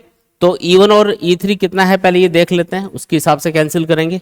E1 मतलब इस पहले चार्ज का इलेक्ट्रिक फील्ड यहाँ पे ये होगा KQ/R², ये होगा KQ/R², और जो थर्ड चार्ज है उसका इलेक्ट्रिक फील्ड कितना होगा, तो ये इस पर 2Q है, डिस्टेंस तो आ रही है, इसको लिखेंगे K × 2Q/R²। अब आपको इनको सब्ट्रैक्ट करना है, तो कौन से में से कौन सा माइनस करेंगे, ज्यादा में से कम वाला। E3 में से E1 माइनस होगा, E3 - E1 कितना आएगा, सॉल्व करोगे तो ये आएगा K × 2Q/R², माइनस करना है KQ/R²। आंसर क्या आएगा KQ/R² आया। क्लियर है बात। और इसी तरीके से हम सेकंड और फोर्थ चार्ज के इलेक्ट्रिक फील्ड पता करेंगे सेंटर पे। अब इसको देखो सबसे पहले तो ये वाला जो चार्ज है ये कौन सा, नेगेटिव। नेगेटिव चार्ज का इलेक्ट्रिक फील्ड चार्ज की तरफ लेना है, इसकी तरफ जाना पड़ेगा। ये हो गया E2। और ये कौन सा चार्ज है, नेगेटिव, ये भी नेगेटिव है, तो इसका इलेक्ट्रिक फील्ड इसकी तरफ लेंगे, E4। ज्यादा कौन सा है दोनों में से, E2 ज्यादा है या E4 ज्यादा है?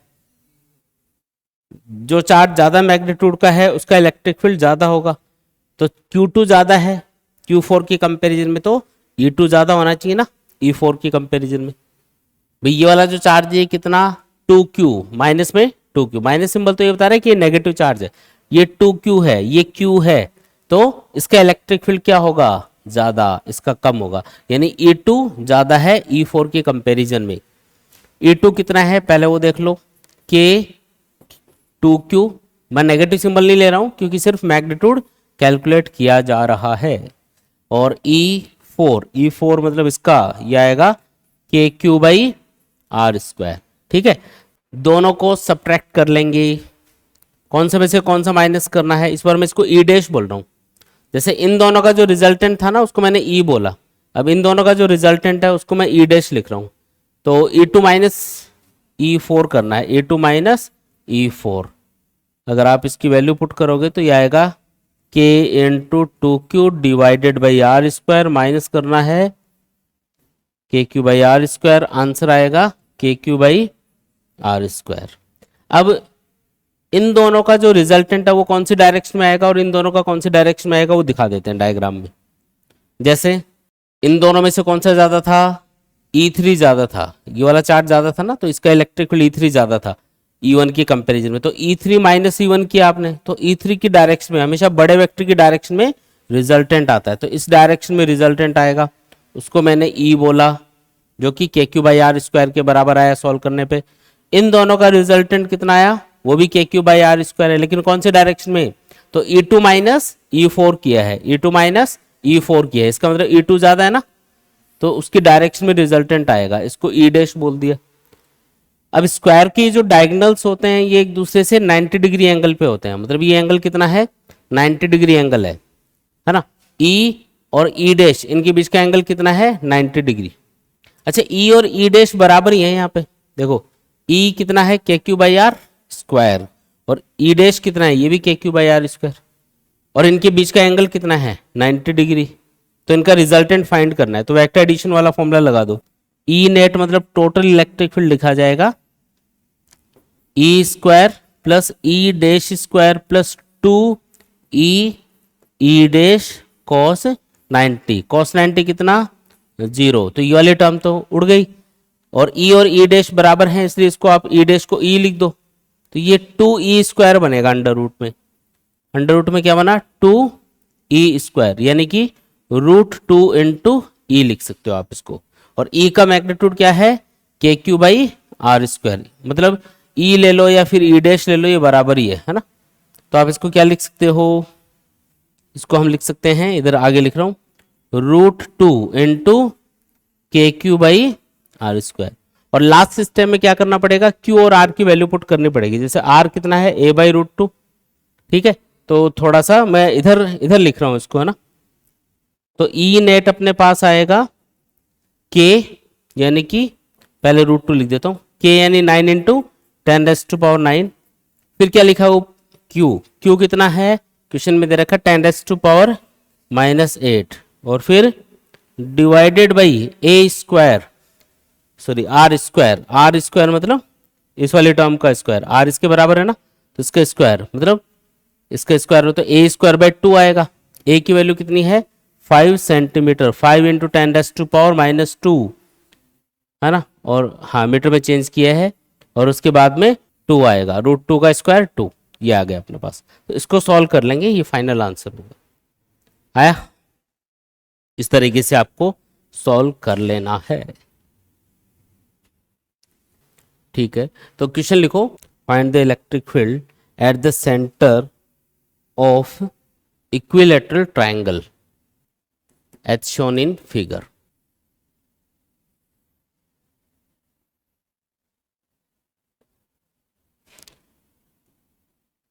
देखो एक इक्विलेटरल ट्रायंगल है, उसके सेंटर पे इलेक्ट्रिक फील्ड बताना है। तीनों चार्ज बराबर मैग्नीट्यूड के हैं, ये इसका सेंटर है, ये वाला पॉइंट ओ। तो सेंटर पे आपको क्या करना है, इलेक्ट्रिक फील्ड बताना है। ठीक है, क्वेश्चन समझ में आ गया क्या? साइड्स इसकी दे रखी हैं ए मान लो, चलो ये वाली साइड ए है, ये भी ए है, इक्विलेटरल ट्रायंगल है तो साइड्स ए। सबसे पहले क्या करना है, अलग अलग चार्ज का सेंटर पे इलेक्ट्रिक फील्ड पता करना है और उसके बाद में उसका वेक्टर एडिशन करना है। ठीक है, अब क्योंकि ये सेंटर है इस इक्विलेटरल ट्रायंगल का, अगर ये सेंटर है इसका मतलब हर एक कॉर्नर की सेंटर से डिस्टेंस क्या होगी, बराबर, है ना। अच्छा, तो इसका मतलब हर एक चार्ज भी बराबर है, तो सेंटर पे हर एक चार्ज का इलेक्ट्रिक फील्ड क्या आना चाहिए, बराबर आना चाहिए।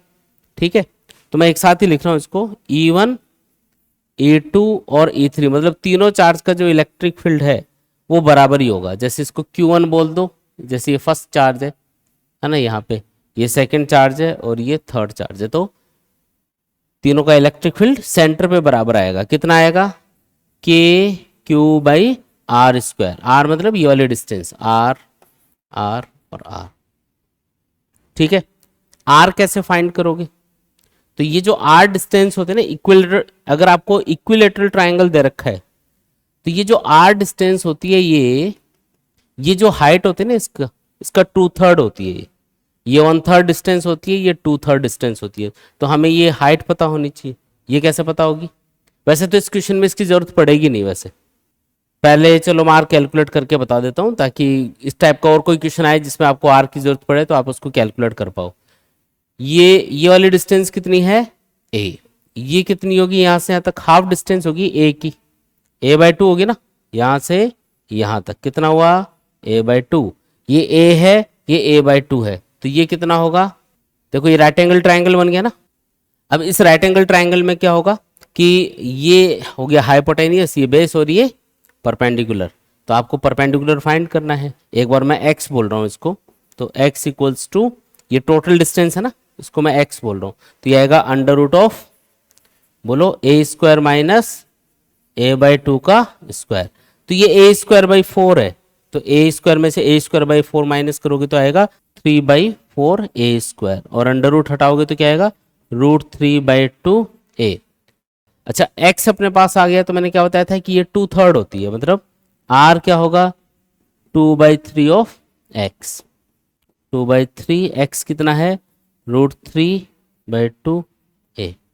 2 से 2 कैंसिल, और ये √3 बचेगा नीचे एक, तो A/√3। अब इसको आप याद भी रख सकते हो, इक्विलेटरल ट्रायंगल में सेंटर से हर एक कॉर्नर की डिस्टेंस कितनी होती है, A/√3। ठीक है जी, तो अब सेंटर पे इलेक्ट्रिक फील्ड कितना होगा उस पर आते हैं। देखो सबसे पहले तो इस वाले चार्ज की वजह से यहाँ पे इलेक्ट्रिक फील्ड किधर होगा, तो ये कौन सा चार्ज है, पॉजिटिव चार्ज का इलेक्ट्रिक फील्ड यहाँ पे आउटवर्ड बाहर की तरफ होगा ना, ये E1 है। और सेकंड चार्ज का इलेक्ट्रिक फील्ड इधर आउटवर्ड, ये लो जी, ये आउटवर्ड ले लिया। थर्ड चार्ज का इलेक्ट्रिक फील्ड इधर आउटवर्ड, ये लो, ये आउटवर्ड हो गया। ठीक है, अब तीनों के बीच में एंगल कितना है, तो देखो ये इक्विलेटरल ट्रायंगल था, इसमें तीनों एंगल 60 60 60 होते हैं। तो एक चीज याद रखो कि ये वाले जो एंगल बनते हैं ना, ये वाला एंगल ले लो, ये वाला और ये वाला, ये बराबर ही होते हैं, और टोटल इनका 360 होता है, तो 120 एंगल होगा ये, है ना। तो ये वाला एंगल कितना, 120, ऐसे देख लो चाहे, और ये 120 होगा, और ये भी 120। और यहाँ पे वेक्टर एडिशन की एक प्रॉपर्टी हम यूज करेंगे, जब भी n वेक्टर्स जो कि बराबर मैग्नीट्यूड के हैं, अगर वो एक दूसरे से बराबर एंगल पे हैं और उन सब का सम 360 डिग्री आ रहा है, जैसे ये सारे एंगल बराबर हैं और इन तीनों का सम कितना आ रहा है, 360, तो ये आपस में कैंसिल हो जाएंगे, आंसर 0 आएगा इसका। जैसे मान लो कि एक एग्जाम्पल और बता देता हूं, जैसे ये एक फोर्स इधर है, एक फोर्स इधर है, एक फोर्स इधर है, अब ये 90, ये 90, ये 90 और ये 90, है ना। ये मान लो सारे एंगल बराबर है और सारे फोर्स भी बराबर है, तो ये इसको कैंसिल कर देगा, ये इसको, तो चारों कैंसिल हो गए ना। चाहे इवन नंबर हो या ऑड नंबर हो, उससे फर्क नहीं पड़ेगा। आप ये मत सोचना कि ये तो 3 है तो दो का जो रिजल्टेंट आएगा ना, जैसे इन दो को आप ऐड करोगे तो इसका रिजल्टेंट ऐसे बीच में आएगा ऊपर की तरफ, वो इसको कैंसिल कर देगा, इसलिए रिजल्टेंट 0 आता है। तो यहाँ पे जो तीनों वेक्टर्स हैं यानी E1 E2 और E3, जब आप इनका वेक्टर एडिशन करोगे, कौन सा एडिशन करना है, as E1 equal to E2 equal to E3 and angles between the vectors is also equal and sum of these angles is 360 degree, so that क्या होगा, ये तीनों आपस में कैंसिल, तो नेट इलेक्ट्रिक फील्ड जो आएगा ना, नेट वो आएगा 0। ये प्रॉपर्टी याद रखो, ये वेक्टर एडिशन में आपने पढ़ी होगी 11th क्लास में, कि अगर n वेक्टर्स दे रखे हो, सब बराबर मैग्नीट्यूड के हो, सबका एंगल का सम 360 आ रहा हो, तो आंसर 0 आता है। Draw the pattern of electric field lines when a point charge -q is kept near an uncharged conducting plate. ये बोल रहा है कि एक चार्ज है, कौन सा चार्ज है, नेगेटिव, ये कोई नेगेटिव चार्ज है -q, ये यहाँ पे रखा हुआ है इस पॉइंट के ऊपर। इसके लिए आपको इलेक्ट्रिक फील्ड लाइंस का पैटर्न ड्रॉ करना है, जबकि इसके पास में क्या रखी हुई है, एक कंडक्टिंग प्लेट रखी हुई है, एक मेटल की प्लेट हमने इसके पास में रख दी। सपोज करो ये कोई कंडक्टिंग प्लेट है जिसको इसके पास में रखा गया है। अब आपको इलेक्ट्रिक फील्ड लाइंस का पैटर्न यानी कि डायग्राम बना के बताना है कि किस तरीके से यहाँ पे इलेक्ट्रिक फील्ड रहेगा। पहली बात तो ये कि ये कंडक्टिंग प्लेट है, कौन सी प्लेट है, ये कंडक्टिंग प्लेट के अंदर चार्ज होता है क्या, कोई भी कंडक्टर हो उसके अंदर चार्ज 0 होगा, जिसके अंदर तो कोई चार्ज होगा ही नहीं, वैसे भी ये न्यूट्रल है, ठीक है। लेकिन ये जो नेगेटिव चार्ज है ये इसके पास में रखा हुआ है, तो ये क्या करेगा, इसके फ्री इलेक्ट्रॉन्स को रिपेल करेगा, तो वो रिपेल होंगे तो दूर चले जाएंगे इससे, मतलब नीचे वाली सरफेस पे कौन सा चार्ज आ जाएगा, नेगेटिव। क्यों आया ये नेगेटिव चार्ज, क्योंकि जो फ्री इलेक्ट्रॉन इसके अंदर घूम रहे थे रैंडमली, वो इस चार्ज से रिपेल हो रहे हैं, तो एकदम दूर चले गए, यहाँ पे आ गए। और ऊपर वाली सरफेस पे क्या आएगा, पॉजिटिव चार्ज आएगा, क्योंकि टोटल चार्ज 0 होना चाहिए इसका, है ना। जिन एटम से इलेक्ट्रॉन निकल के आए होंगे, घूम रहे होंगे इसके अंदर, उन एटम्स के ऊपर पॉजिटिव चार्ज है, वो इससे अट्रैक्ट होगा तो वो ऊपर चला जाएगा। तो ऊपर वाली सरफेस पे आ गया पॉजिटिव चार्ज, नीचे वाली सरफेस पे आ गया नेगेटिव चार्ज, ठीक है जी। अब इलेक्ट्रिक फील्ड लाइंस को ड्रॉ करते हैं। यहाँ पे आपको पता है पॉजिटिव चार्ज से इलेक्ट्रिक फील्ड हमेशा आउटवर्ड होगा और नेगेटिव के लिए इनवर्ड होगा, और कंडक्टर की सरफेस के परपेंडिकुलर होगा। ये दोनों प्रॉपर्टी यूज करते हुए डायग्राम बनाऊंगा मैं, नेगेटिव के लिए इनवर्ड, पॉजिटिव के लिए आउटवर्ड। तो यहाँ पे मैं एक लाइन ड्रॉ कर रहा हूँ पॉजिटिव से नेगेटिव की तरफ। फिर यहाँ पे जो अगली लाइन ड्रॉ करूंगा उसको मैं टेढ़ा नहीं ड्रॉ कर सकता इसकी तरफ, टेढ़ा ड्रॉ करेंगे तो वो कंडक्टर की सरफेस के परपेंडिकुलर नहीं होगा, तो परपेंडिकुलर भी होना चाहिए और किधर जाना चाहिए, इस नेगेटिव चार्ज की तरफ जाना चाहिए। ऐसे कर्व्ड हो सकती है इलेक्ट्रिक फील्ड लाइन, कोई दिक्कत वाली बात नहीं है इसमें। ऐसा ड्रॉ करेंगे, आया समझ में।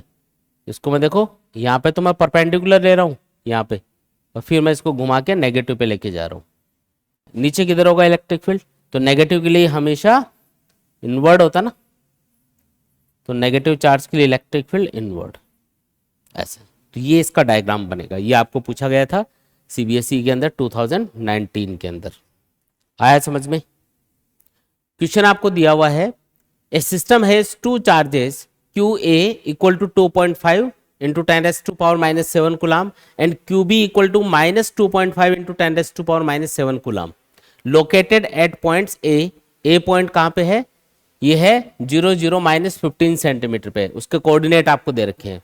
एंड बी पॉइंट कहाँ पे है, 0 0 15 सेंटीमीटर पे, है ना, respectively. What are the total charge and electric dipole moment of the system. तो आपको टोटल चार्ज बताना है कितना होगा और इलेक्ट्रिक डायपोल मोमेंट बताना है सिस्टम का। तो पहले ये कोऑर्डिनेट्स की बात कर रहा है, पहले तो वो दिखा देते हैं यहाँ पे कोऑर्डिनेट वगैरह। यहाँ पे मैं जो एक्स एक्सिस, वाई एक्सिस और जेड एक्सिस है उसको ड्रॉ कर रहा हूँ। वैसे तो नॉर्मली हम एक्स इधर लेते हैं, वाई इधर लेते हैं, जेड इधर लेते हैं नॉर्मल कंडीशन में, लेकिन हम यहाँ पे एक्स इधर मानेंगे, वाई इधर मैं मान रहा हूँ और जेड एक्सिस में इधर मान रहा हूँ। ये थोड़ा डायग्राम इजी बनाने के लिए मैंने किया है। और ये इंटरसेक्शन पॉइंट जो तीनों एक्सिस का होता है इसको क्या बोलते हैं, ओरिजिन बोलते हैं। जो पहला पॉइंट है वो है ए और उसके कोऑर्डिनेट क्या है, 0 0 -15 सेंटीमीटर।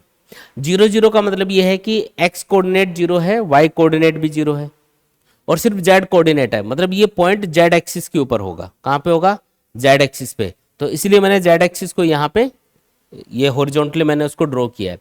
और ये पॉइंट कौन सा है? ये है -15 सेंटीमीटर, 0 0 -15 सेंटीमीटर, मतलब ये माइनस जेड एक्सिस की तरफ है। अगर -15 सेंटीमीटर है तो इसका मतलब माइनस जेड एक्सिस की तरफ ये पॉइंट होगा, यहाँ पे होगा मान लो। तो ये 0 0 -15 सेंटीमीटर वाला पॉइंट हुआ। और यहाँ पे कौन रखा हुआ है? QA चार्ज रखा हुआ है, जो कि है 2.5 × 10⁻⁷ कूलम। क्या है समझ में? फिर दूसरा जो पॉइंट है वो कौन है? वो है बी। बी कहाँ पे रखा है? या बी पॉइंट कौन है? 0 0 15 सेंटीमीटर। तो इसका भी एक्स और वाई कोऑर्डिनेट जीरो है, और इसमें जो जेड कोऑर्डिनेट है वो पॉजिटिव है, देखो +15 सेंटीमीटर है। इसका मतलब ये पॉजिटिव जेड एक्सिस की तरफ होगा। जैसे ये 15 सेंटीमीटर इधर है तो ये 15 सेंटीमीटर इधर होगा। 0 0 15 सेंटीमीटर पे ये दूसरे वाला पॉइंट है जहां पे चार्ज QB रखा हुआ है, जो कि है -2.5 × 10⁻⁷ कूलम। डायग्राम समझ में आया क्या? पॉजिटिव चार्ज इधर रखा हुआ है, नेगेटिव चार्ज इधर रखा हुआ है, कोऑर्डिनेट के अकॉर्डिंग हमने इसको ड्रॉ कर लिया। अब इसने बोला कि इसका टोटल चार्ज कितना है? टोटल चार्ज बताओ, टोटल चार्ज कितना है सिस्टम का? सिस्टम में दो चार्जेज हैं, एक तो ये और ये, दोनों का मैग्नीट्यूड बराबर है, एक पॉजिटिव है एक नेगेटिव है, तो टोटल कितना आएगा बोलो? 0 आएगा। तो total charge of the system क्या है? 0। पहली बात तो ये। दूसरी बात, इसने पूछा कि इलेक्ट्रिक डायपोल मोमेंट कितना है सिस्टम का। अब इलेक्ट्रिक डायपोल मोमेंट का फॉर्मूला क्या बताया था? इलेक्ट्रिक डायपोल मोमेंट, इसका फॉर्मूला आपको बताया था P = Q × 2A। क्या बताया था? P = Q × 2A। Q कितना है यहाँ पे? चार्ज कितना है? अच्छा, दोनों में से कोई भी एक चार्ज ले सकते हो। 2.5 × 10⁻⁷। सिर्फ मैग्नीट्यूड लिखना है, पॉजिटिव है या नेगेटिव है, वो नेगेटिव या पॉजिटिव नहीं देखना है, सिर्फ उसका मैग्नीट्यूड यहाँ पे लिखा जाता है। और 2A का मतलब क्या होता है बताओ? डिस्टेंस बिटवीन द चार्जेस, दोनों चार्जेस के बीच में ये वाली जो डिस्टेंस है इसको हमने 2A बोला है। ये कितनी है? तो ये वाला जो पॉइंट है ये सेंटर से यानी ओरिजिन से 15 सेंटीमीटर इधर है और ये 15 सेंटीमीटर इधर है, तो दोनों के बीच में टोटल डिस्टेंस कितनी हुई? 30 सेंटीमीटर हुई। तो यहाँ पे क्या लिखेंगे? 30 सेंटीमीटर, लेकिन सेंटीमीटर को मीटर में चेंज करके लिखना पड़ेगा, तो 10⁻² से मल्टीप्लाई कर दिया। ठीक है, सॉल्व करोगे तो क्या आएगा? ये आएगा 7.5 × 10⁻, ये आ जाएगा -8, और कूलाम × मीटर। जो इलेक्ट्रिक डायपोल मोमेंट है उसकी यूनिट क्या होती है? कूलाम मीटर, क्योंकि जो फॉर्मूला है उसमें देखो चार्ज की यूनिट कूलाम, डिस्टेंस की यूनिट मीटर। ये 2A डिस्टेंस ही तो है, तो कूलाम मीटर किसकी यूनिट हो गई? इलेक्ट्रिक डायपोल मोमेंट की। और डायरेक्शन क्या होगी इलेक्ट्रिक डायपोल मोमेंट की बताओ? क्योंकि ये वेक्टर क्वांटिटी है, नेगेटिव चार्ज से पॉजिटिव चार्ज की तरफ। ये पॉजिटिव चार्ज है, ये नेगेटिव चार्ज है, तो नेगेटिव से पॉजिटिव की तरफ लेनी है। तो ये तो डायरेक्शन किधर है? ये तो -z एक्सिस की तरफ हो गई, तो यहाँ पे लिख देंगे अलोंग -z एक्सिस। ये आपका कंप्लीट आंसर हो गया। ठीक है, वेक्टर क्वांटिटीज के लिए आपको डायरेक्शन भी बतानी है, चाहे नहीं पूछे फिर भी बतानी है। ठीक है, क्वेश्चन करते हैं। देखो क्वेश्चन दिया हुआ है, two charges ±10 microcoulomb are placed 5 millimetre apart, determine the electric field at. पहला पॉइंट आपको बता रखा है, a point P on the axis of the dipole 15 centimetre away from its centre on the side of the positive charge. मतलब dipole axis के ऊपर ये point है 15 सेंटीमीटर डिस्टेंस के ऊपर डायपोल के सेंटर से। सेकंड पॉइंट बता रखा है, a point Q 15 centimetre away from O, यानी कि सेंटर से 15 सेंटीमीटर डिस्टेंस पे है, on a line passing through O and normal to the axis of the dipole. जो डायपोल की एक्सिस है उसके नॉर्मल यानी परपेंडिकुलर ये दूसरी लाइन है।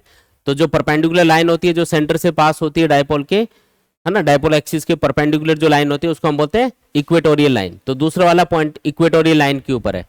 तो पहले हम एक्सी लाइन के ऊपर इलेक्ट्रिक फील्ड बताएंगे, उसके लिए आपको फॉर्मूला यूज करना है 2kp/r³। लेकिन P की जो वैल्यू है वो डायरेक्टली गिवन नहीं है क्वेश्चन में। P यानी कि इलेक्ट्रिक डायपोल मोमेंट आपको डायरेक्टली गिवन नहीं है। P की वैल्यू क्या होती है? Q × 2A। तो ये फॉर्मूला आपको लिखना पड़ेगा ताकि हम वैल्यूज पुट करके सॉल्व कर पाए। जैसे के की वैल्यू क्या है यहाँ पे 9 इंटू 10⁻⁹ चार्ज कितना दे रखा है तो प्लस माइनस 10 माइक्रोकुलाम, मतलब डायपोल में आपको पता है ना एक पॉजिटिव चार्ज होता है एक नेगेटिव चार्ज होता है और दोनों का मैग्नीट्यूड बराबर होता है, तो यहाँ पे सिर्फ मैग्नीट्यूड लेना है चार्ज का, यानी कि 10 माइक्रोकुलाम लिखना है। माइक्रो का मतलब 10 की पावर -6। 2a का मतलब क्या है डिस्टेंस बिटवीन द चार्जेस, जो डायपोल के दोनों चार्जेस है उनके बीच का डिस्टेंस, जो कि आपको 5 मिलीमीटर दे रखा है। मिलीमीटर को मीटर में चेंज करने के लिए 10 की पावर -3 से मल्टीप्लाई करेंगे, डिवाइडेड बाई r³ r मतलब distance of the point from the centre of the dipole, जो कि 15 सेंटीमीटर दिया हुआ है, तो सेंटीमीटर को मीटर में चेंज कर लो, उसके बाद में इसका क्यूब कर दो, तो इससे अपने पास क्या आएगा एक्सिस के ऊपर इलेक्ट्रिक फील्ड निकल के आ जाएगा।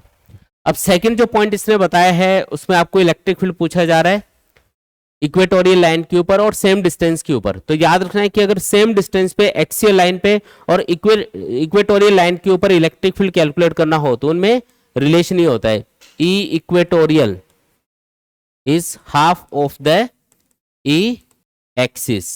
ठीक है, एक्सिस के ऊपर जो इलेक्ट्रिक फील्ड होगा उसका हाफ इलेक्ट्रिक फील्ड होगा इक्वेटोरियल लाइन के ऊपर, तो यहां से जो भी आंसर निकल के आएगा कैलकुलेशन के बाद में उसका हाफ करना है, तो अपने पास क्या आ जाएगा इक्वेटोरियल लाइन के ऊपर इलेक्ट्रिक फील्ड निकल के आ जाएगा। लेकिन इसके लिए ये पॉइंट याद रखना है कि डिस्टेंस बराबर होनी चाहिए एक्सियल लाइन पे और इक्वेटोरियल लाइन के ऊपर, ये नहीं हो कि एक्सियल लाइन पे तो 15 सेंटीमीटर पे पूछा है और इक्वेटोरियल लाइन पे 10 सेंटीमीटर पे पूछ रहे तो आंसर अलग अलग आएगा फिर, है ना। और फिर ये वाला फॉर्मूला नहीं लगाना है, ये तभी लगता है जब एक्सिस के ऊपर और इक्वेटोरियल लाइन के ऊपर पॉइंट की जो डिस्टेंस है वो डायपोल के सेंटर से बराबर हो, ठीक है ना, तभी लगाना है। कर लोगे कंप्लीट, आसानी है, इसकी कैलकुलेशन कर लेना, जो भी आएगा उसको फिर आप क्या करना है हाफ कर देना है। एक्सिस के ऊपर जो इलेक्ट्रिक फील्ड है उसका हाफ कर देंगे तो इक्वेटोरियल इलेक्ट्रिक फील्ड निकल के आ जाएगा। ठीक है, देखो अगला क्वेश्चन देखो, in a certain region of space electric field is along the z direction, the magnitude of electric field is not constant and increases uniformly along positive z axis at the rate of 10⁵ Newton per coulomb per meter. Calculate the force and torque experienced by a system having a total dipole moment of 10⁻⁻7 coulomb meter in the negative z direction. अब ये क्या बोलना चाह रहा है पहले वो समझते हैं, ये कोई एक्स वाई जेड एक्सिस की बात कर रहा है, तो पहले तो ये ड्रॉ कर लेते हैं।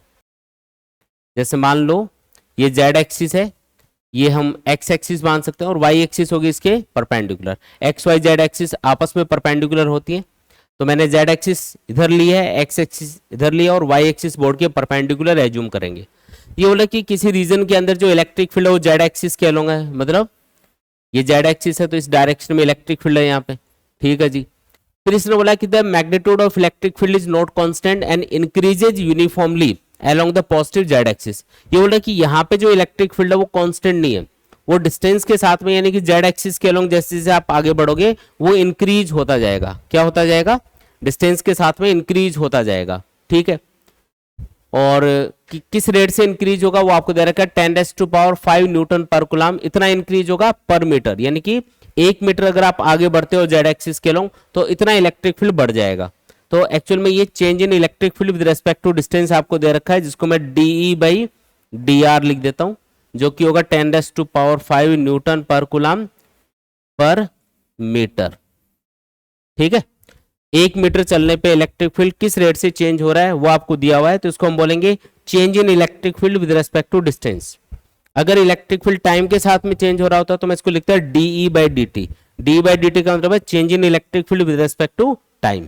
ठीक है, अभी ये डिस्टेंस के साथ चेंज हो रहा है इसलिए dE/dr इसको लिखा जा रहा है। ठीक है जी, अब एक इलेक्ट्रिक डायपोल की ये बात कर रहा है जिसका इलेक्ट्रिक डायपोल मोमेंट कितना है 10⁻⁷ कूलम मीटर। ये जो यूनिट है ना कूलम मीटर, ये किसकी होती है इलेक्ट्रिक डायपोल मोमेंट की। तो ये बोल रहा है कि एक सिस्टम है चार्जेस का, एक्चुअल में वो इलेक्ट्रिक डायपोल ही है जिसका टोटल डायपोल मोमेंट इतना है। तो मैं यहाँ पे लिख देता हूँ इलेक्ट्रिक डायपोल मोमेंट कितना दे रखा है P = 10⁻⁷ कूलम मीटर, ये आपको इलेक्ट्रिक डायपोल मोमेंट की वैल्यू दे रखी है। ठीक है, तो क्वेश्चन में आपको दो चीजें बताइए, एक तो इलेक्ट्रिक फील्ड किस रेट से चेंज हो रहा है वो बता रखा है और एक electric dipole moment of the dipole आपको दिया हुआ है। और ये कौन से डायरेक्शन में है dipole moment, in the negative Z direction. Negative Z direction मतलब देखो यहाँ पे मैं एक डायपोल को यहाँ पे शो कर रहा हूँ और उसका इलेक्ट्रिक डायपोल मोमेंट आपको किधर दिखाना है नेगेटिव जेड डायरेक्शन में दिखाना है। तो ये एक इलेक्ट्रिक डायपोल है, इसका इलेक्ट्रिक डायपोल मोमेंट क्वेश्चन के अकॉर्डिंग होना चाहिए नेगेटिव जेड डायरेक्शन में, मतलब इधर होना चाहिए। इधर पॉजिटिव जेड डायरेक्शन है तो इधर क्या होगी नेगेटिव जेड डायरेक्शन होगी ना, तो इधर इलेक्ट्रिक डायपोल मोमेंट है। और अगर इलेक्ट्रिक डायपोल मोमेंट इधर है, इसका मतलब डायपोल का इधर नेगेटिव चार्ज होना चाहिए, इधर पॉजिटिव चार्ज होना चाहिए। ये कैसे पता चला? क्योंकि इलेक्ट्रिक डायपोल मोमेंट की डायरेक्शन क्या होती है? हमेशा नेगेटिव चार्ज से पॉजिटिव चार्ज की तरफ होती है। तो उस हिसाब से मैंने यहाँ पे ड्रॉ करके बताया कि नेगेटिव चार्ज इधर होगा, पॉजिटिव चार्ज इधर होगा, और electric dipole moment negative charge से पॉजिटिव चार्ज की तरफ इधर लेना है। इतनी बात क्लियर है क्या? एकदम ठीक है, आसान एकदम।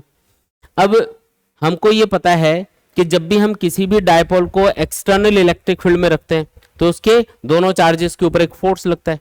तो यहाँ पे एक्सटर्नल इलेक्ट्रिक फील्ड में ये डायपोल रखा हुआ है, तो इसके दोनों चार्जेस के ऊपर फोर्स लगेगा। पॉजिटिव चार्ज पे फोर्स की डायरेक्शन क्या होती है? इन the direction of electric field, इसको F1 बोल देते हैं। और नेगेटिव चार्ज पे फोर्स की डायरेक्शन क्या होती है? In the opposite direction of the electric field, जो इलेक्ट्रिक फील्ड की डायरेक्शन है उसके अपोजिट डायरेक्शन में। ठीक है, इसको मैंने F2 माना है। इसको F1 और F2 नाम क्यों दिया है? क्या ये बराबर नहीं होंगे? नहीं, यहाँ पे बराबर नहीं होंगे, क्योंकि इलेक्ट्रिक फील्ड जेड एक्सिस के अलोंग बढ़ता जा रहा है। तो यहाँ पे जो इलेक्ट्रिक फील्ड होगा वो अलग होगा, मान लो उसको बोल देते हैं E1। यहाँ पे बढ़ते बढ़ते मान लो हो गया E2, तो इलेक्ट्रिक फील्ड बढ़ता जा रहा है। इसकी वजह से इन चार्जेस के ऊपर जो फोर्स लगेगा वो भी इधर जाने पे बढ़ेगा, क्योंकि मैंने आपको फोर्स का फॉर्मूला बताया था F equals to Q into E. कोई भी चार्ज पार्टिकल अगर इलेक्ट्रिक फील्ड ई में रखा जाता है तो उसके ऊपर जो फोर्स लगता है उसका फॉर्मूला क्या होता है? F equals to Q into E के बराबर होता है। अब ये जो पॉजिटिव चार्ज है इसके ऊपर कितना फोर्स लगेगा, तो यहाँ पे जो इलेक्ट्रिक फील्ड है उसके अकॉर्डिंग वो डिसाइड होगा। इलेक्ट्रिक फील्ड E1 मान रखा है तो फोर्स होगा F1 इक्वल टू, लिख देते हैं इधर, F1 equal to Q into E1। और जो नेगेटिव चार्ज है उसके ऊपर फोर्स कितना लगेगा, तो यहाँ पे जो इलेक्ट्रिक फील्ड है उसके अकॉर्डिंग देख लो, यह आएगा F2 equal to Q into E2। Positive charge पे फोर्स लगेगा in the direction of electric field, negative charge पे फोर्स लगेगा opposite to the direction of electric field. इस तरीके से दिखाएंगे।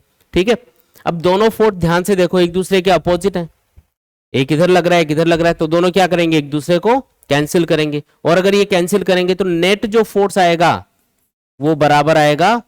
अब ज्यादा में से कम वाला माइनस करना है। ज्यादा कौन सा है फोर्स? F2 ज्यादा या F1?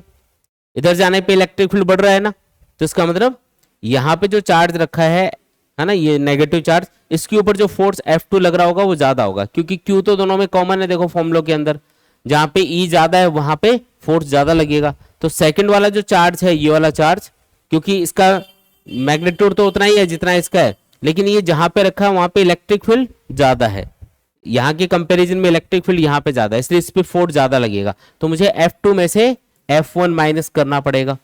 ठीक है, नेट फोर्स कैलकुलेट करने के लिए ज्यादा में से कम माइनस करेंगे ना। Q मैंने कॉमन ले लिया तो ये आ गया ब्रैकेट में E2 माइनस E1। ठीक है, अब ना तो Q आपको दे रखा है क्वेश्चन में और ना ही E2 और E1 दे रखा है। देखो आपको कुछ अलग ही डेटा दे रखा है, तो फिर कैसे सॉल्व करेंगे? तो एक काम करते हैं, मान लेते हैं कि इन दोनों चार्जेस के बीच में जो डिस्टेंस है वो है dr। कितना मान लिया? dr डिस्टेंस है। और ये जो dr डिस्टेंस है इससे मैं इस फॉर्मूले को मल्टीप्लाई और डिवाइड कर रहा हूं। साथ में ये जो E2 माइनस E1 है इसको आप चेंज इन इलेक्ट्रिक फील्ड बोल सकते हो। भाई यहाँ पे इलेक्ट्रिक फील्ड E1 था, यहाँ पे बढ़ के E2 हो गया, तो चेंज इन इलेक्ट्रिक फील्ड कितना हुआ? E2 minus E1। इसको मैं DE से रिप्रेजेंट कर रहा हूँ। DE का मतलब क्या है? Change in electric field.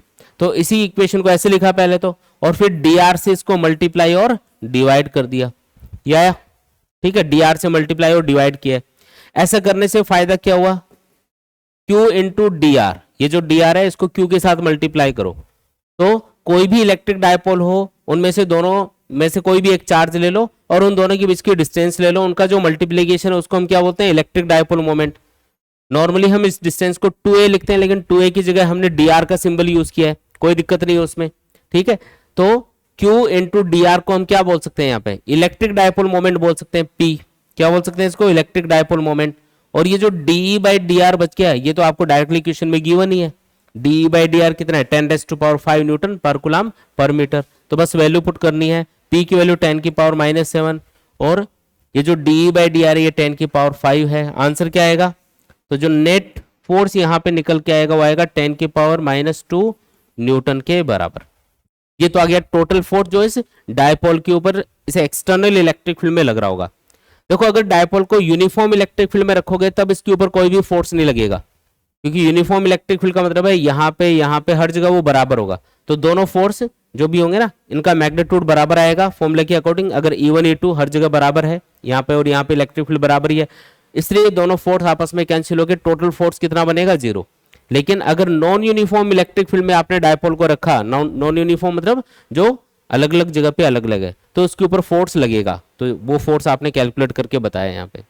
ठीक है, दूसरी बात इसने पूछा है कि कितना टॉर्क लगेगा, वो भी कैलकुलेट करके बताओ।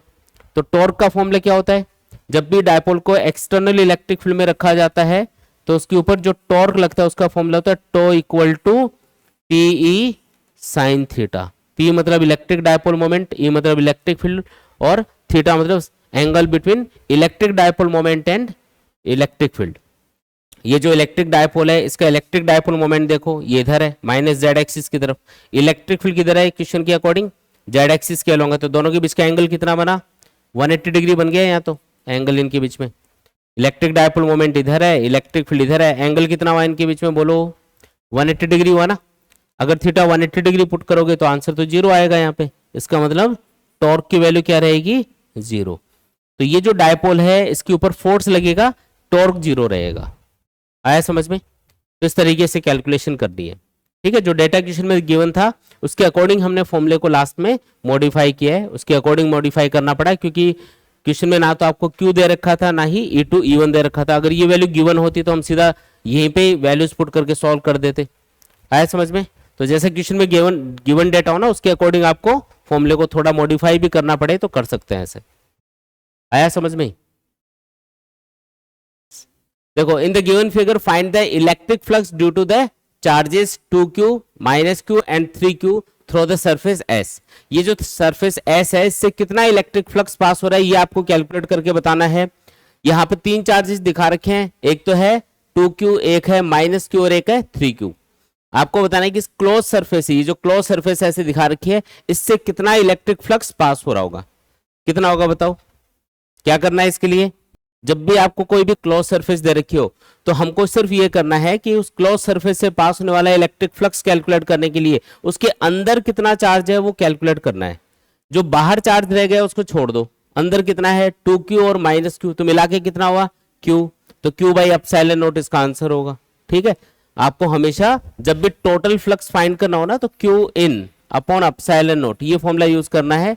तो -3 2q और -q divided by epsilon not, answer आएगा q बाई एप्सिलॉन नॉट। ये आपका आंसर हो गया, आसान है एकदम।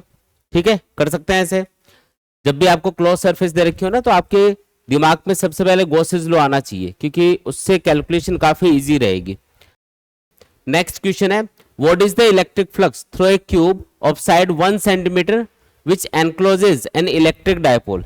ये बोल रहा है कि एक इलेक्ट्रिक डायपोल है, उसको हमने क्लोज सरफेस के अंदर रखा हुआ है। क्लोज सरफेस कैसी है, एक क्यूब। क्वेश्चन में ये बोला जा रहा है कि एक क्यूब है और उसके अंदर हमने एक इलेक्ट्रिक डायपोल को रखा हुआ है, तो बताओ कि इस क्यूब से कितना इलेक्ट्रिक फ्लक्स पास हो रहा होगा। क्यूब के अंदर क्या रखा गया है, एक इलेक्ट्रिक डायपोल रखा गया है, ये मान लो इलेक्ट्रिक डायपोल है। तो ये पूछ रहा है कि बताओ इस क्यूब से कितना इलेक्ट्रिक फ्लक्स पास होगा।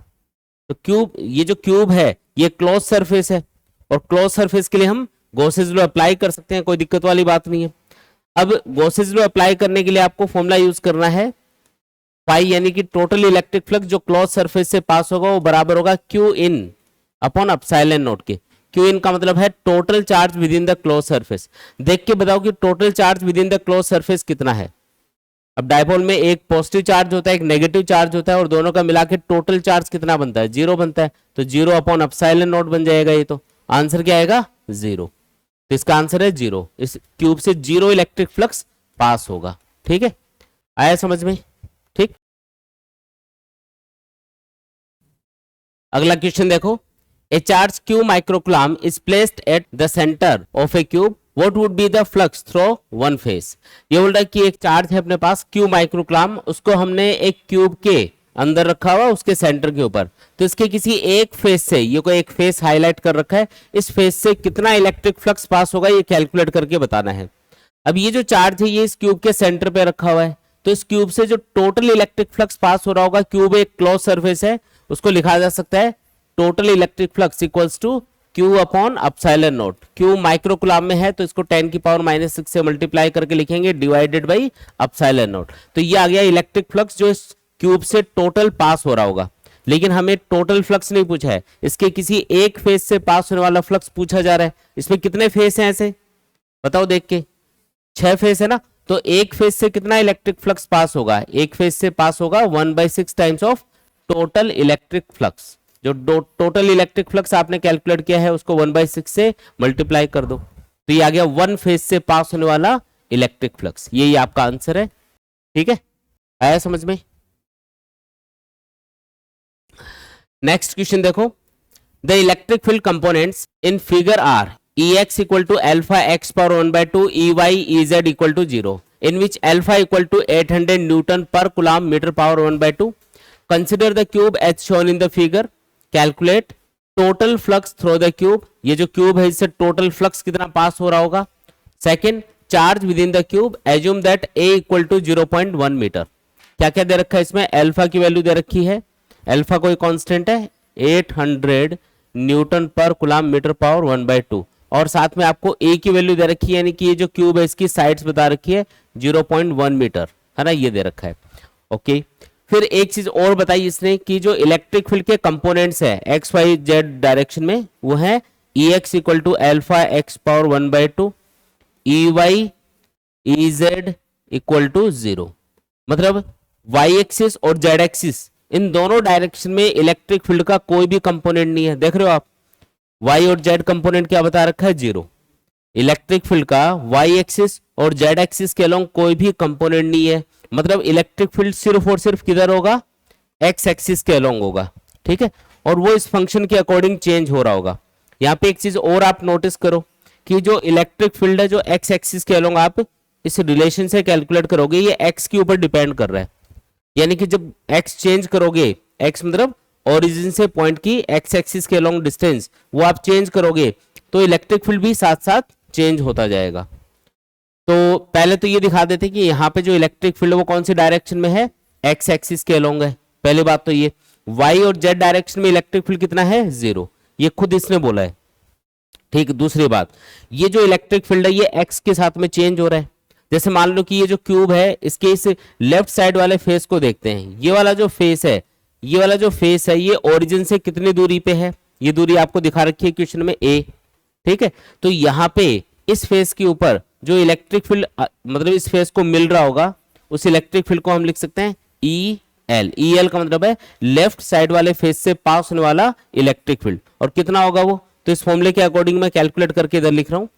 EL होगा अल्फा, और x की वैल्यू क्या पुट करनी है लेफ्ट सरफेस के लिए, ये होगी a के बराबर, तो लिखेंगे अल्फा a की पावर 1/2। जैसे जैसे x बदलेगा इलेक्ट्रिक फील्ड की वैल्यू चेंज होती रहेगी। ऐसे ही ये जो राइट साइड वाला फेस है इससे जो इलेक्ट्रिक फील्ड पास हो रहा होगा उसको मैं ER लिख देता हूँ। राइट साइड वाला जो फेस है उससे जो इलेक्ट्रिक फील्ड पास हो रहा है उसका नाम क्या रखा हमने, ER। अब ER कितना होगा, तो उसको देखो कि भाई ये वाला जो फेस है, ये जो राइट साइड वाला फेस है ये ओरिजिन से कितनी दूरी पे है, ये दूरी देखो, ये a है, ये भी a है, तो टोटल मिला के कितना हो गया, 2a हो गया। तो ये वाला जो फेस होगा ये ओरिजिन से 2a डिस्टेंस पे होगा। ये आपको समझ में आ रहा है डायग्राम से, ये डिस्टेंस a, ये डिस्टेंस a, तो मिला के कितना हुआ, 2a डिस्टेंस हो गए। तो इधर वाला जो फेस है वो 2a डिस्टेंस पे है। तो राइट साइड वाले फेस से जो इलेक्ट्रिक फील्ड पास हो रहा होगा वो होगा अल्फा, और x की वैल्यू मुझे इस फॉर्मूले में क्या पुट करनी है, 2a लिखनी है, पावर 1/2 लिखना है। सिंपल एकदम। ठीक है, सबसे पहले ये देखो कि इस क्यूब से पास होने वाला अगर टोटल फ्लक्स कैलकुलेट करना है, क्वेश्चन में पूछा गया कि इस क्यूब से टोटल इलेक्ट्रिक फ्लक्स कितना पास होगा। तो सबसे पहले ये देखो कि ये जो इलेक्ट्रिक फील्ड है यहाँ पे जो एक्स एक्सिस के अलोंग है ये कौन कौन से फेस से पास हो रहा होगा। मतलब जो इलेक्ट्रिक फील्ड है वो सिर्फ एक्स डायरेक्शन में है, हर जगह एक्स डायरेक्शन में इलेक्ट्रिक फील्ड है। अब ये जो इलेक्ट्रिक फील्ड है क्या ये इस टॉप वाली फेस से, टॉप वाले सरफेस से पास हो पाएगा। देखो ये क्यूब ऐसे रखा है ना, इसको ऐसे इमेजिन करो, ये क्यूब ऐसे रखा है। अब इलेक्ट्रिक फील्ड ऊपर वाली सरफेस के पैरेलल जा रहा है, तो क्या वो इसको आर पार क्रॉस कर पा रहा है, नहीं। तो ऊपर वाली सरफेस से कोई भी इलेक्ट्रिक फ्लक्स पास नहीं होगा।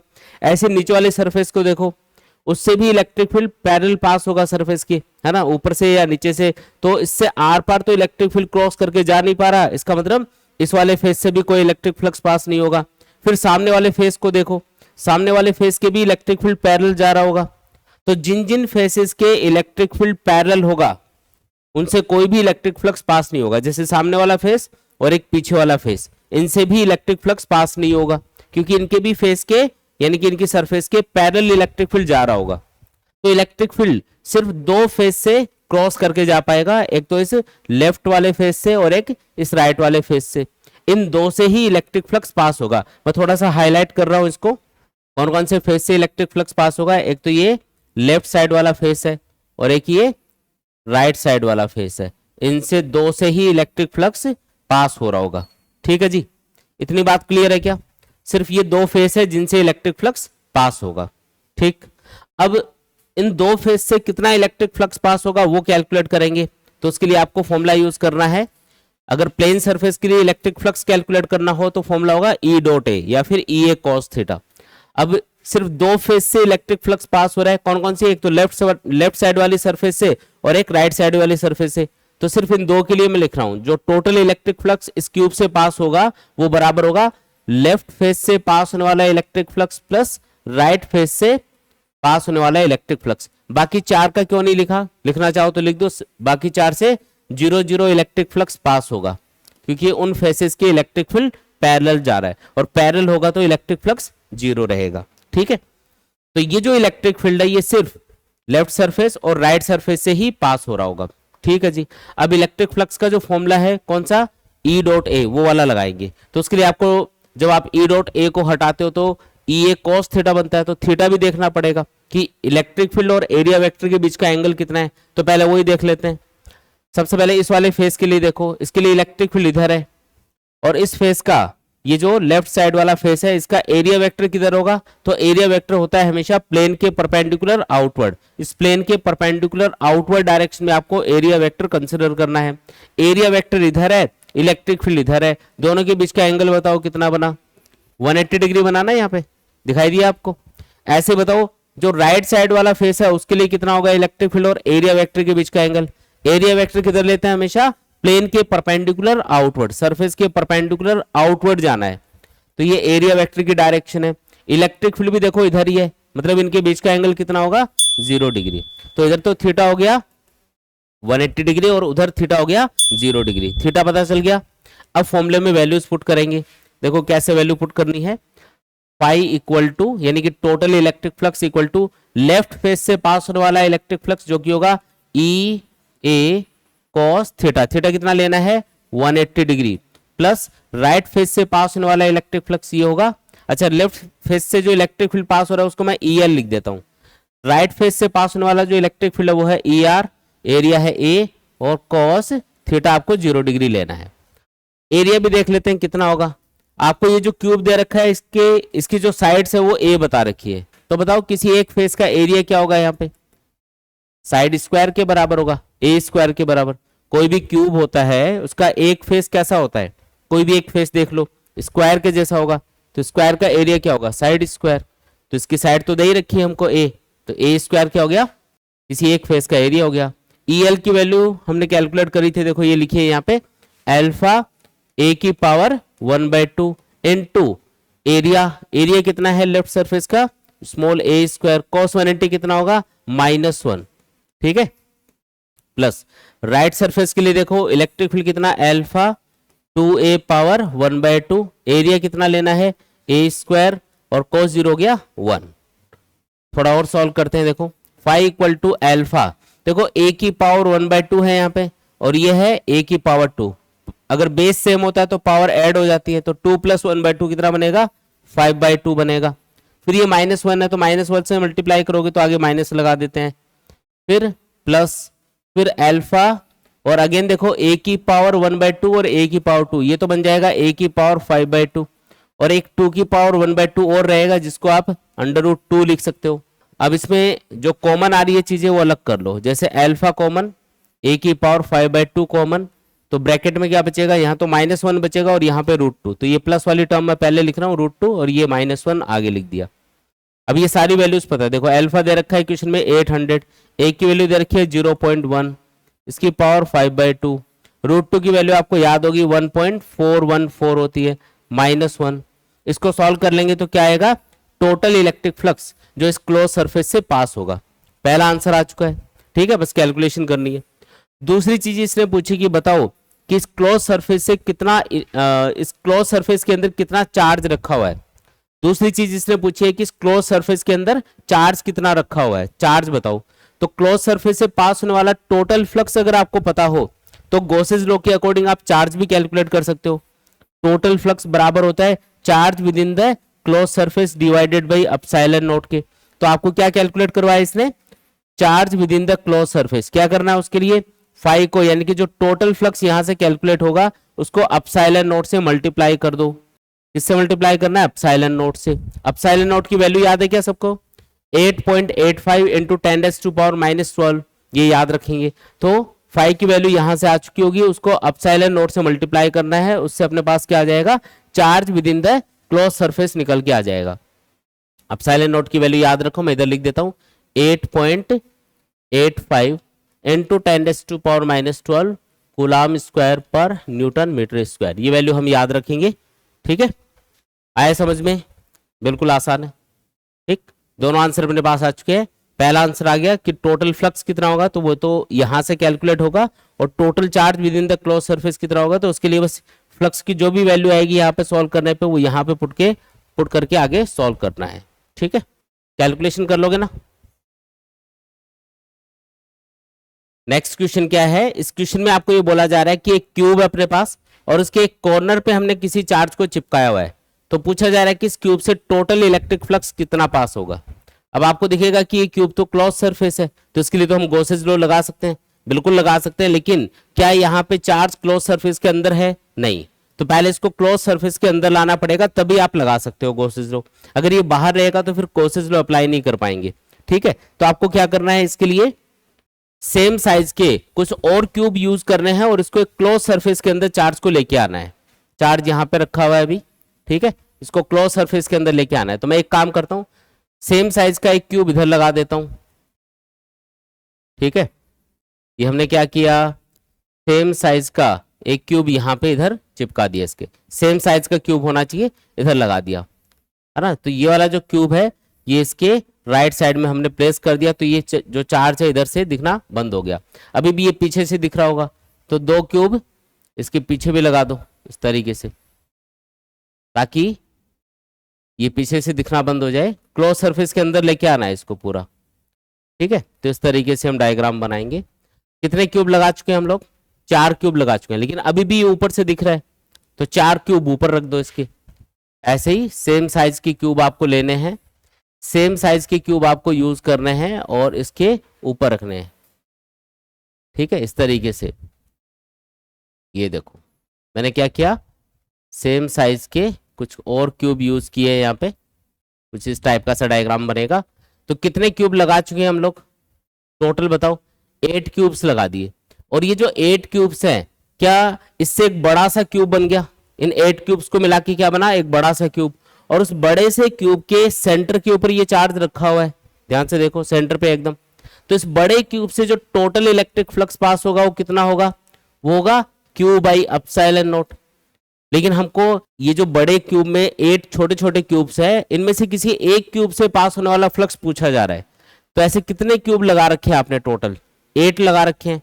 तो किसी एक क्यूब से जो इलेक्ट्रिक फ्लक्स पास होगा वो कितना होगा, वो बराबर होगा 1/8 times of total electric flux, यानी कि Q by epsilon not into 1/8 कर देंगे। तो इससे अपने पास किसी एक क्यूब से पास होने वाला इलेक्ट्रिक फ्लक्स निकल के आ जाएगा। क्या किया हमने, सेम साइज के क्यूब यूज करके क्लोज सरफेस बनाई पहले, अब चार्ज उसके अंदर आ चुका है तो उससे टोटल फ्लक्स कैलकुलेट कर लिया। और उसके बाद में किसी एक क्यूब से आपको पूछा जा रहा है, तो क्योंकि ये 8 क्यूब्स लगे हुए हैं और 8 क्यूब से बराबर बराबर इलेक्ट्रिक फ्लक्स चारों तरफ पास हो रहा होगा, तो एक क्यूब से कितना पास होगा, 1/8 times of total electric flux. तो 1/8 into Q by epsilon not कर दिया, तो किसी एक क्यूब से पास होने वाला इलेक्ट्रिक फ्लक्स अपने पास निकल के आ गया। कितना आसान है, देखो आया समझ में, इस तरीके से करना है। ठीक है, तो गॉसेस लॉ ही लगाया, लेकिन गॉसेस लॉ अप्लाई करने के लिए आपको पहले एक क्लोज सरफेस बनानी होती है, क्लोज सरफेस के अंदर चार्ज को लेके आना होता है, वो हम ध्यान रखेंगे।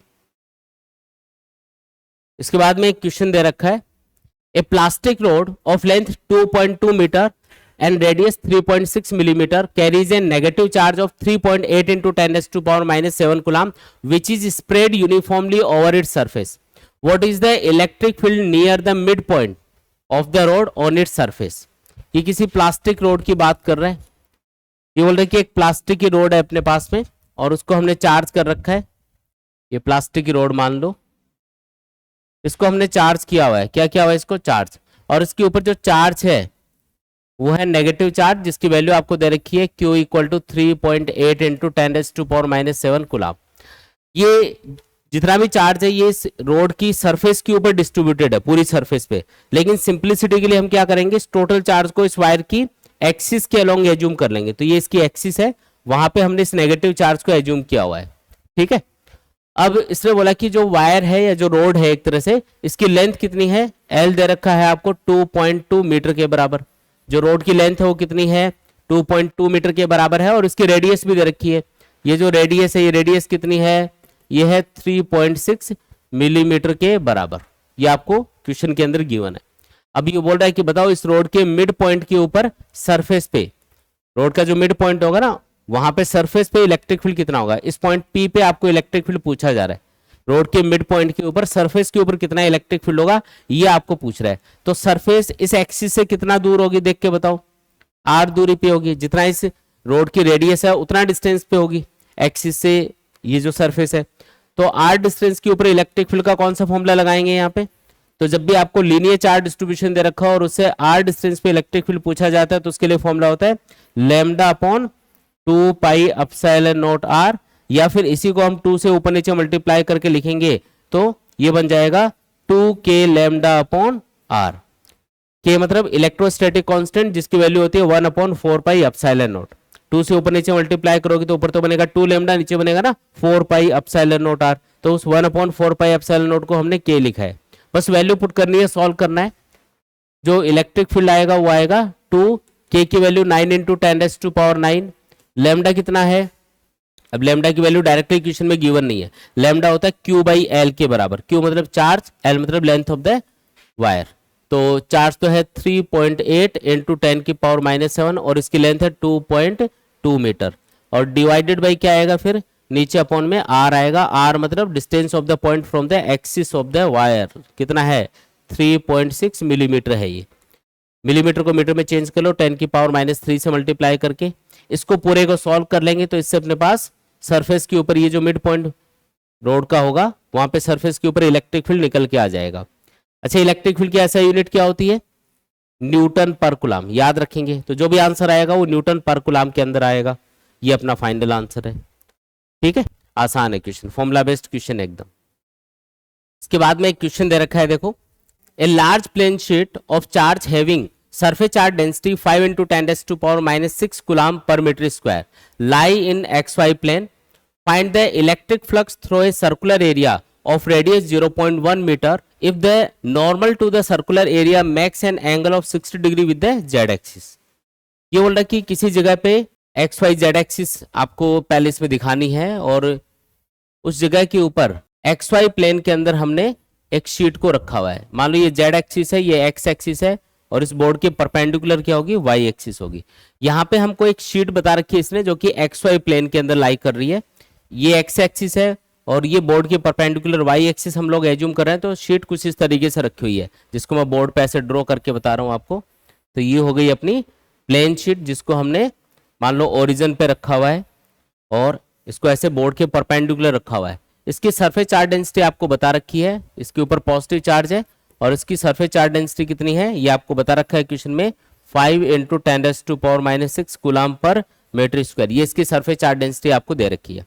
ठीक है, अब ये बोल रहा है कि बताओ कि एक सर्कुलर एरिया जो कि यहाँ पे कहीं पे रखा हुआ है और इस तरीके से रखा हुआ है कि उसका जो नॉर्मल है यानी कि उस सर्कुलर एरिया का जो नॉर्मल है यानी कि सरफेस के परपेंडिकुलर जो आप लाइन ड्रॉ करोगे जिसको हम नॉर्मल बोलते हैं वो जेड एक्सिस से 60 डिग्री एंगल बना रहा है।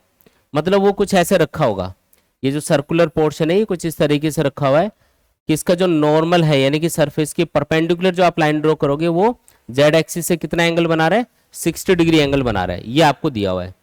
ठीक है, ये सर्कुलर पोर्शन है, थोड़ा सा इसको हाईलाइट कर देते हैं और इसका जो नॉर्मल है वो जेड एक्सिस से कितना एंगल बना रहा है, वो 60 डिग्री एंगल बना रहा है।